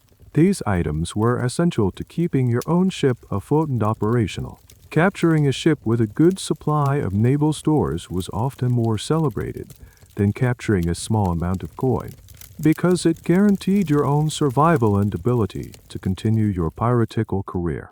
Medicine was another highly sought-after commodity. A ship's medicine chest, with its supplies of opiates for pain and mercury for treating syphilis, was a treasure beyond price for a crew ravaged by disease and injury. The classic image of pirates attacking a Spanish treasure galleon laden with silver from the New World is not entirely fiction, but it belongs to a much earlier era, the era of the privateers and buccaneers of the 17th century. Men like Sir Francis Drake or Henry Morgan. By your time, the early 18th century, the Spanish had become much better at protecting their treasure fleets, using convoys and heavily armed warships. A lone pirate sloop like yours would be suicidal to attack such a convoy. Your targets were much softer. The lone, poorly defended merchant ships plying the regular trade routes. There's a small, but persistent, historical debate about the very few pirates who did capture immense treasure. The most famous example is Henry Every, who in 1695 captured the Ganjai Sawawi, a Mughal treasure ship, in one of the richest pirate heists in history. The loot was so vast, it made every member of his crew fabulously wealthy. And then there's the pirate's Bellamy and his capture of the slave ship White Galley, which was carrying a fortune from its trading voyages. But these are the exceptions that prove the rule. These are the lottery winners. For every Henry Every, there were 1,000 pirates like you, whose greatest hauls were barrels of flour and bolts of cloth. Even when you did capture hard currency, it wasn't the romantic pieces of age you might imagine. It was a chaotic mix of currencies from all over the world. Spanish silver dollars, the famous pieces of 8, French Louis d'Or, English shillings, Dutch guilders. The quartermaster would have the complicated job of valuing it all and dividing it into fair shares. So why the persistent myth of buried treasure? Only one major pirate captain, William Kidd, is reliably known to have buried treasure. And he did it not as a form of long-term savings, but as a desperate, last-ditch effort to hide his wealth while he tried to negotiate a pardon. The idea was likely popularized by fiction, most famously by Robert Louis Stevenson's Treasure Island. It's a far more romantic and exciting narrative than the truth. The idea of a secret map and a hidden fortune is a compelling adventure. The reality that you risked your life for a few barrels of wine and some rope is just a story of desperate, violent, blue-collar crime. You look at your ship, the Sea Serpent. She is stocked and ready to sail, thanks to the plunder from your last prize. The sails have been patched with captured canvas. The ropes have been replaced. The larder is, for now, through. This is your treasure. It's not buried on an island. It's all around you. It's the means to continue this brutal, miserable, and occasionally exhilarating cycle for a little while longer. The gold was the fleeting dream in the tavern. The rope and tar the grim reality. Back at sea, the temporary joys of the full larder and the drunken shore leave fade quickly. They are replaced by a familiar, gnawing anxiety. The ocean is no longer just a source of boredom and existential dread. It is now a hunting ground, and you are not the only predators in it. Every day, the lookout scans the horizon not just for prizes, but for a different kind of sail. The clean, taut, terrifyingly efficient sails of a Royal Navy warship. The Royal Navy is the apex predator of this world. They are the sworn enemy of all pirates, the instrument of the empires who have rejected. The fear of them is a constant, low-level hum beneath the daily life of the ship. It's a fear born of a massive imbalance of power. Your ship, the Sea Serpent, is a converted merchant sloop, just quick and nimble, designed for hit-and-run attacks. A typical Navy frigate or ship of the line is a floating fortress. It is larger, stronger, and carries more cannons and more men. It is a vessel built for one purpose: to hunt and destroy ships like yours. The mere sight of a naval vessel on the horizon is enough to cause a panic. The captain's orders become sharp and urgent. The crew moves with a speed and efficiency you never see during daily chores. Sails are trimmed, the courses change, and every ounce of speed is coaxed from your small ship. Your greatest advantage is your shallow draft. You can sail into waters where the larger naval ships cannot follow, escaping into treacherous coves and shallow estuaries. Your survival depends on running and hiding, not fighting. A direct, broadside-to-broadside battle with a naval frigate would be suicide. This fear is well-founded. The war on piracy is not just a slogan. It's a dedicated, well-funded campaign. The governors of the colonies have placed huge bounties on the heads of known pirate captains. Famous pirate hunters like Wood Rogers have been sent to the Caribbean with pardons for those who surrender and warships for those who don't. The golden age is already beginning to tarnish, and the grip of the law is tightening. You hear stories from other crews, grim tales that are passed from ship to ship. Stories of pirate sloops being cornered and systematically blown to pieces by naval cannons. Stories of naval captains who give no quarter. Their marines shooting down pirates as they try to surrender. The Navy's sailors fight with a discipline you lack. They are trained soldiers. Your crew is a chaotic mob, brave in a one-sided fight against a merchantman, but prone to panic and disarray against a determined, professional foe. A small but interesting historical detail is the complex relationship some pirates had with the Navy. Many pirates, like you, were former naval sailors. They knew the Navy's tactics, their signals, and their weaknesses. This gave them a certain edge. There are even accounts of pirates flying false naval flags to deceive merchant ships or to get a closer look at a potential threat before revealing their own Jolly Roger. But this familiarity also bred a deep, personal hatred. For many pirates, fighting the Navy was a chance to get revenge on the institution that had abused and discarded them. It was personal.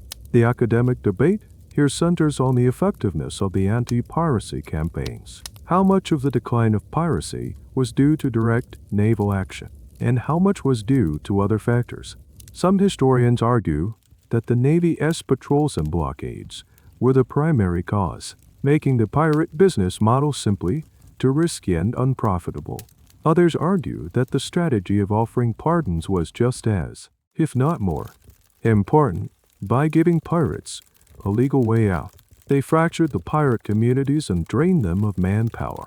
Another key factor was the cracking down on the ports that supported pirates, the places where you could sell your stolen goods. Once those markets dried up, piracy became a pointless exercise. It was a multi-pronged strategy, and it was working. One afternoon, the dreaded cry comes, "Warship off the port bow." You see it. It's a British frigate, unmistakable in its size and profile. It's still miles away, but it has seen you, and it is turning to give chase. A cold dread washes over the ship. There is no thought of fighting. The only thought is escape. The captain shouts the string of commands, and the ship leaps forward as every scrap of canvas is unfurled. The chase lasts for hours. The frigate is faster than you in the open water, and it is slowly, inexorably gaining on you.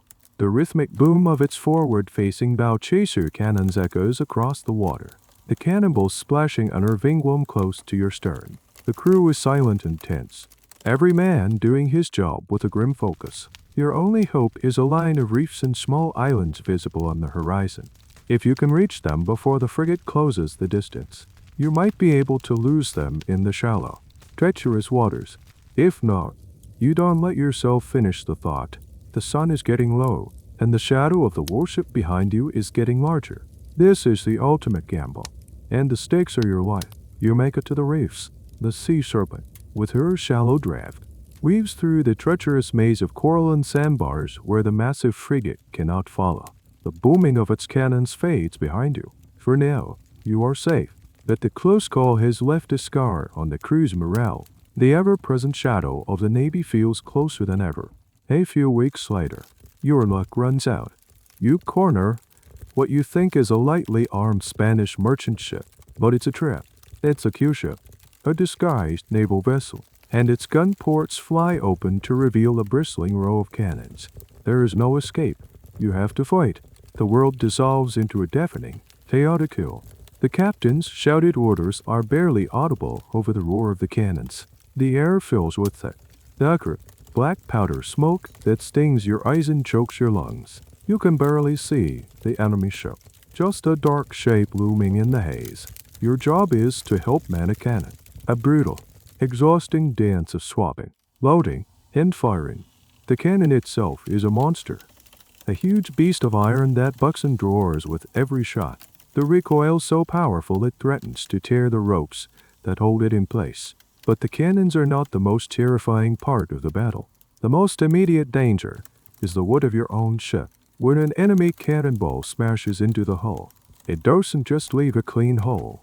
It sends a deadly spray of thousands of wooden splinters, large and small, flying across the deck. These splinters, or spalls, travel with the speed of bullets, tearing through flesh and bone indiscriminately. More sailors were killed or maimed by splinters than by direct cannonball hits. You see a man next to you suddenly cry out and fall, a jagged piece of oak the size of your hand protruding from his chest. There was no sound of a projectile, just the crack of the hull and his sudden, final scream. The deck becomes a slaughterhouse. The scuppers, designed to drain seawater, run red with blood. The air is filled with the screams of the wounded and the dying. The ship's surgeon, Silas the cook, is overwhelmed. H.E.S. no longer a surgeon. H.E.S. just a man trying to staunch the bleeding of a dozen men at once. His butcher's apron now soaked in human blood. You are no longer a sailor. You are a target in a shooting gallery. Your world shrinks to a few feet of smoke-filled, blood-slicked deck.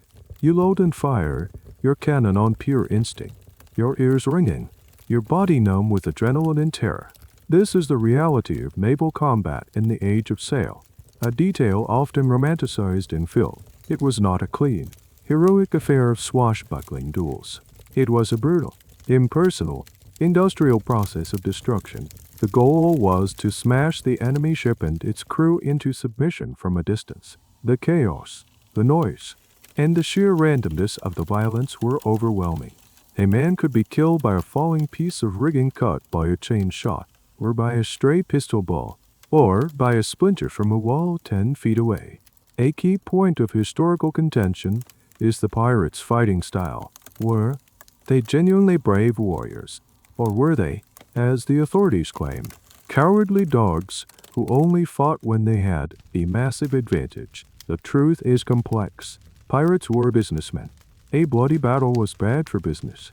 It meant damaged ships and a depleted crew. Their preferred tactic was intimidation. They would run up the Jolly Roger, a flag designed to inspire terror, hoping the merchant crew would surrender without a fight.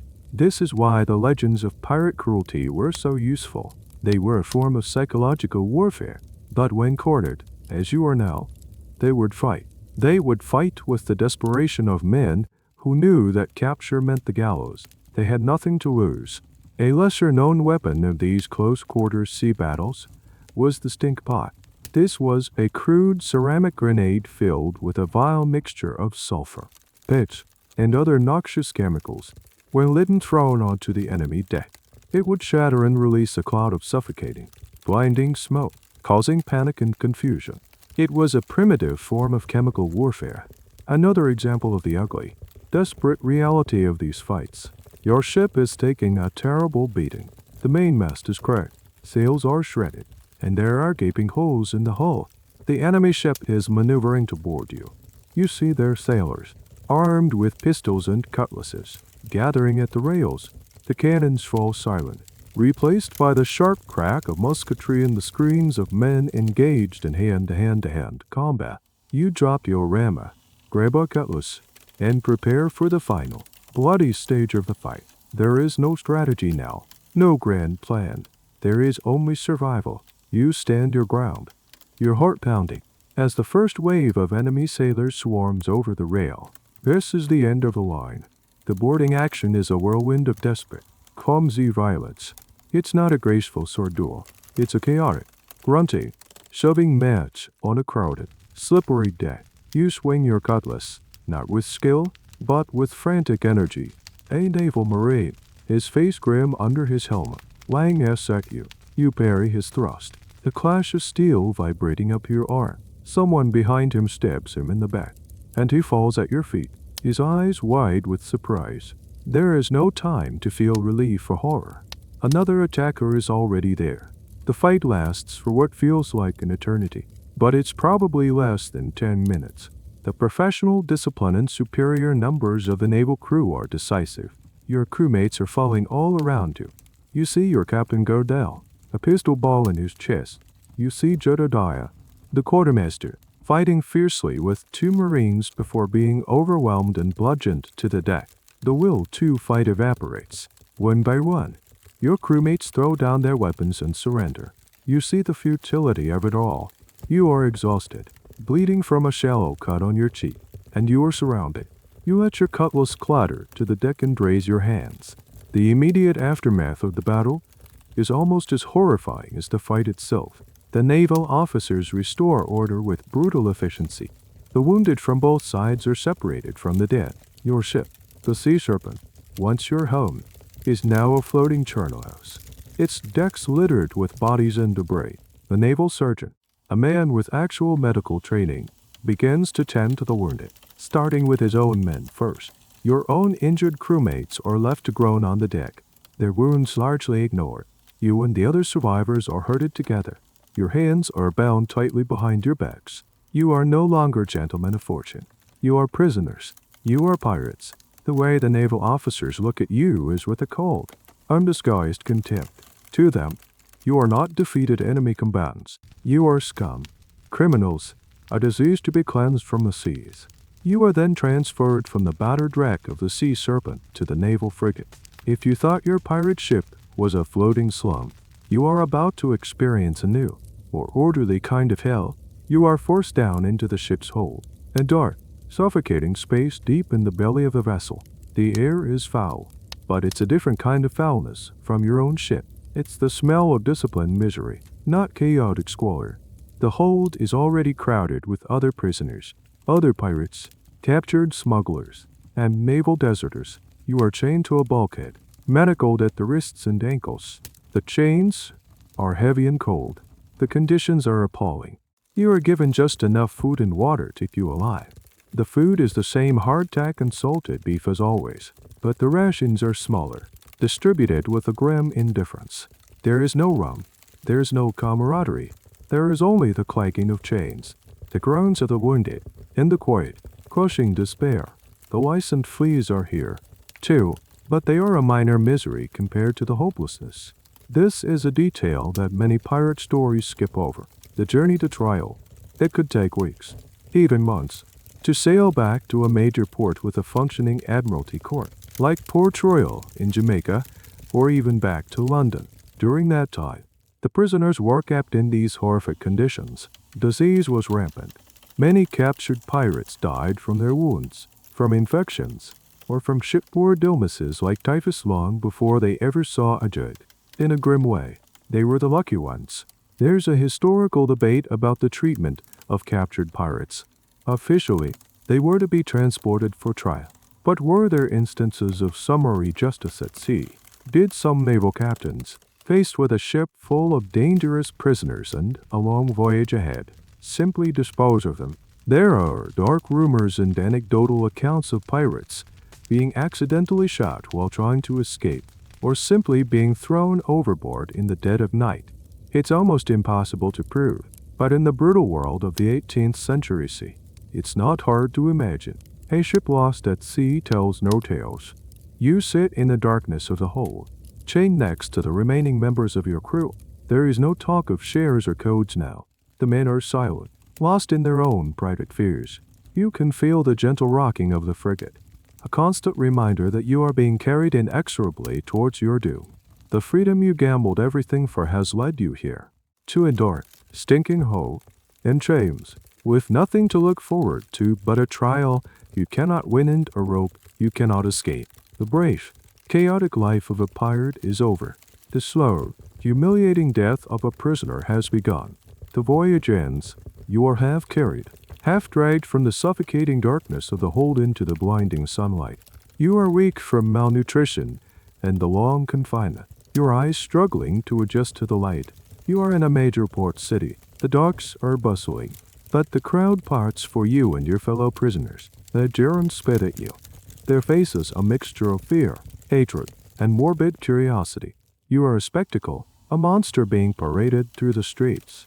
The chains on your wrists and ankles chafe your raw skin as you are marched towards the courthouse. The trial is a farce. It's a piece of political theater designed to reinforce the power of the state and to serve as a warning to any other sailor tempted by the pirate's life. You are brought before a panel of admiralty judges, stern men in wigs and robes who look at you as if you are something they scraped off their shoe.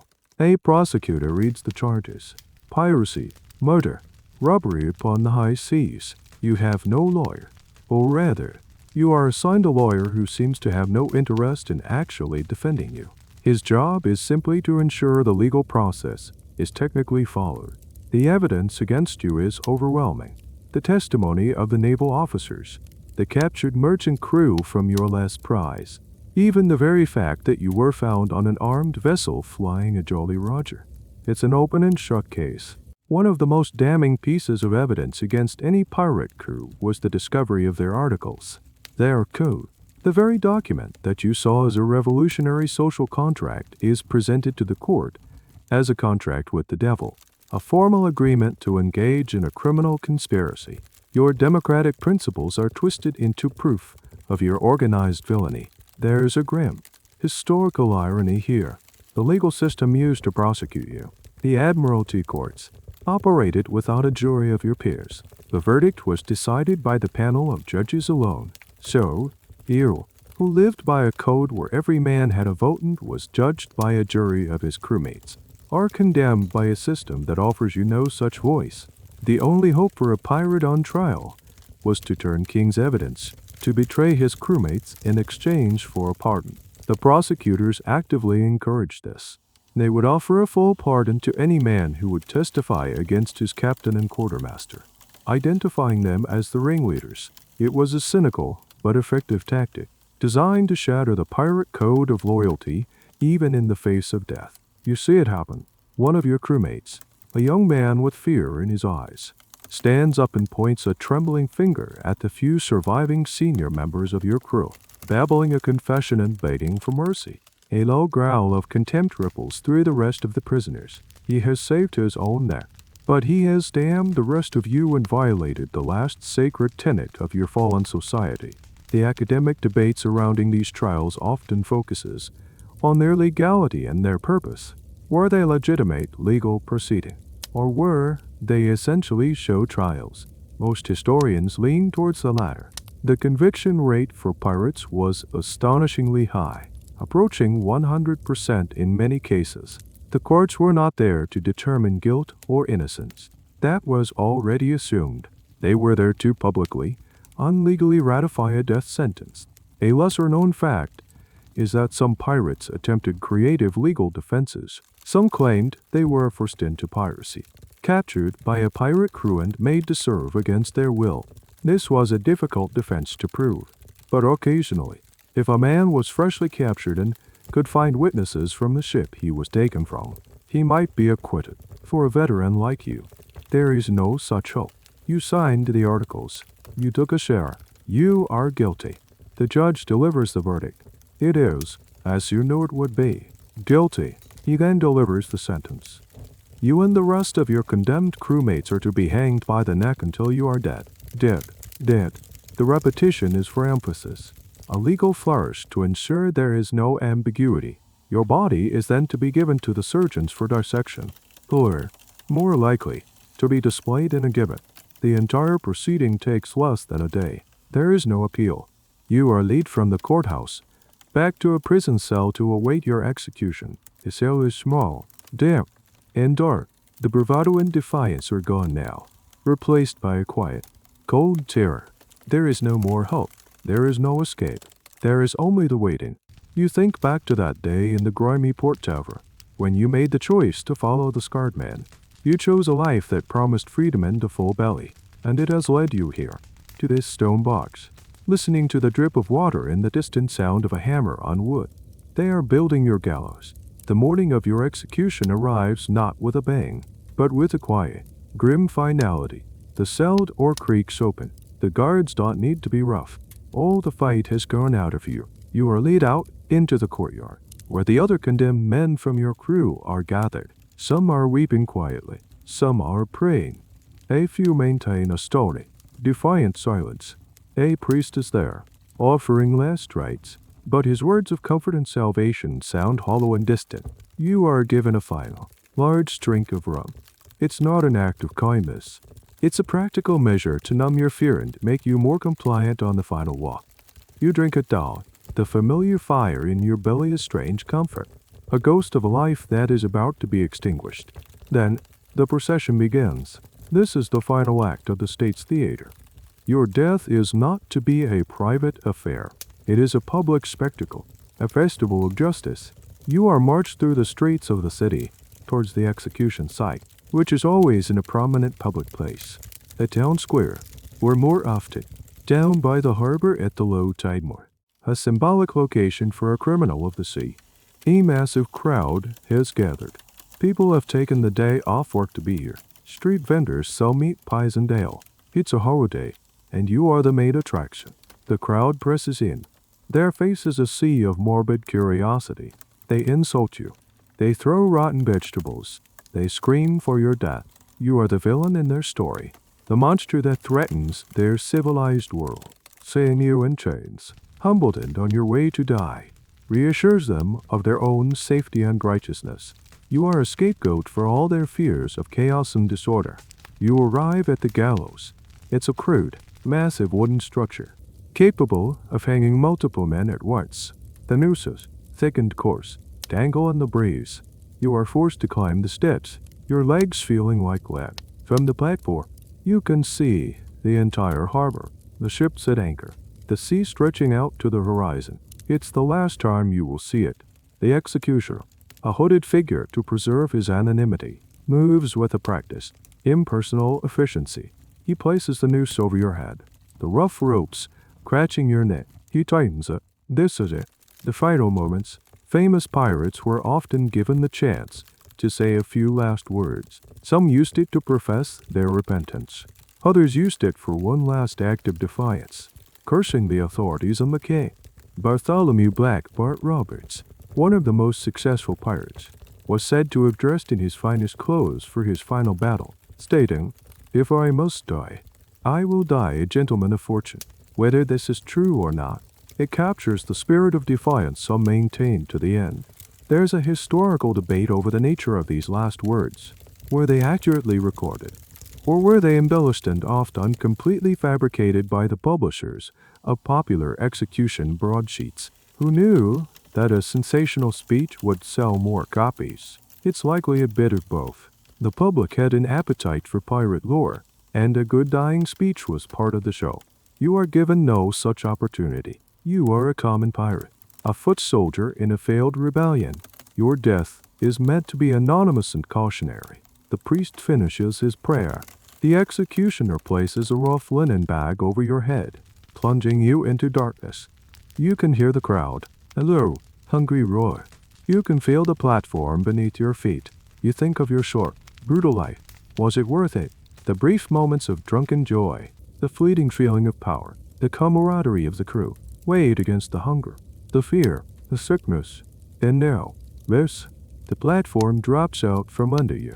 There is a violent, shocking jolt as the rope snaps taut, and an explosion of light and pain in your head. And then, nothing. But your story doesn't quite end there. The final part of the punishment is the gibbet. After you are pronounced dead, your body is cut down. It is then taken by a blacksmith, who coats it in thick black dirt to slow down the process of decomposition.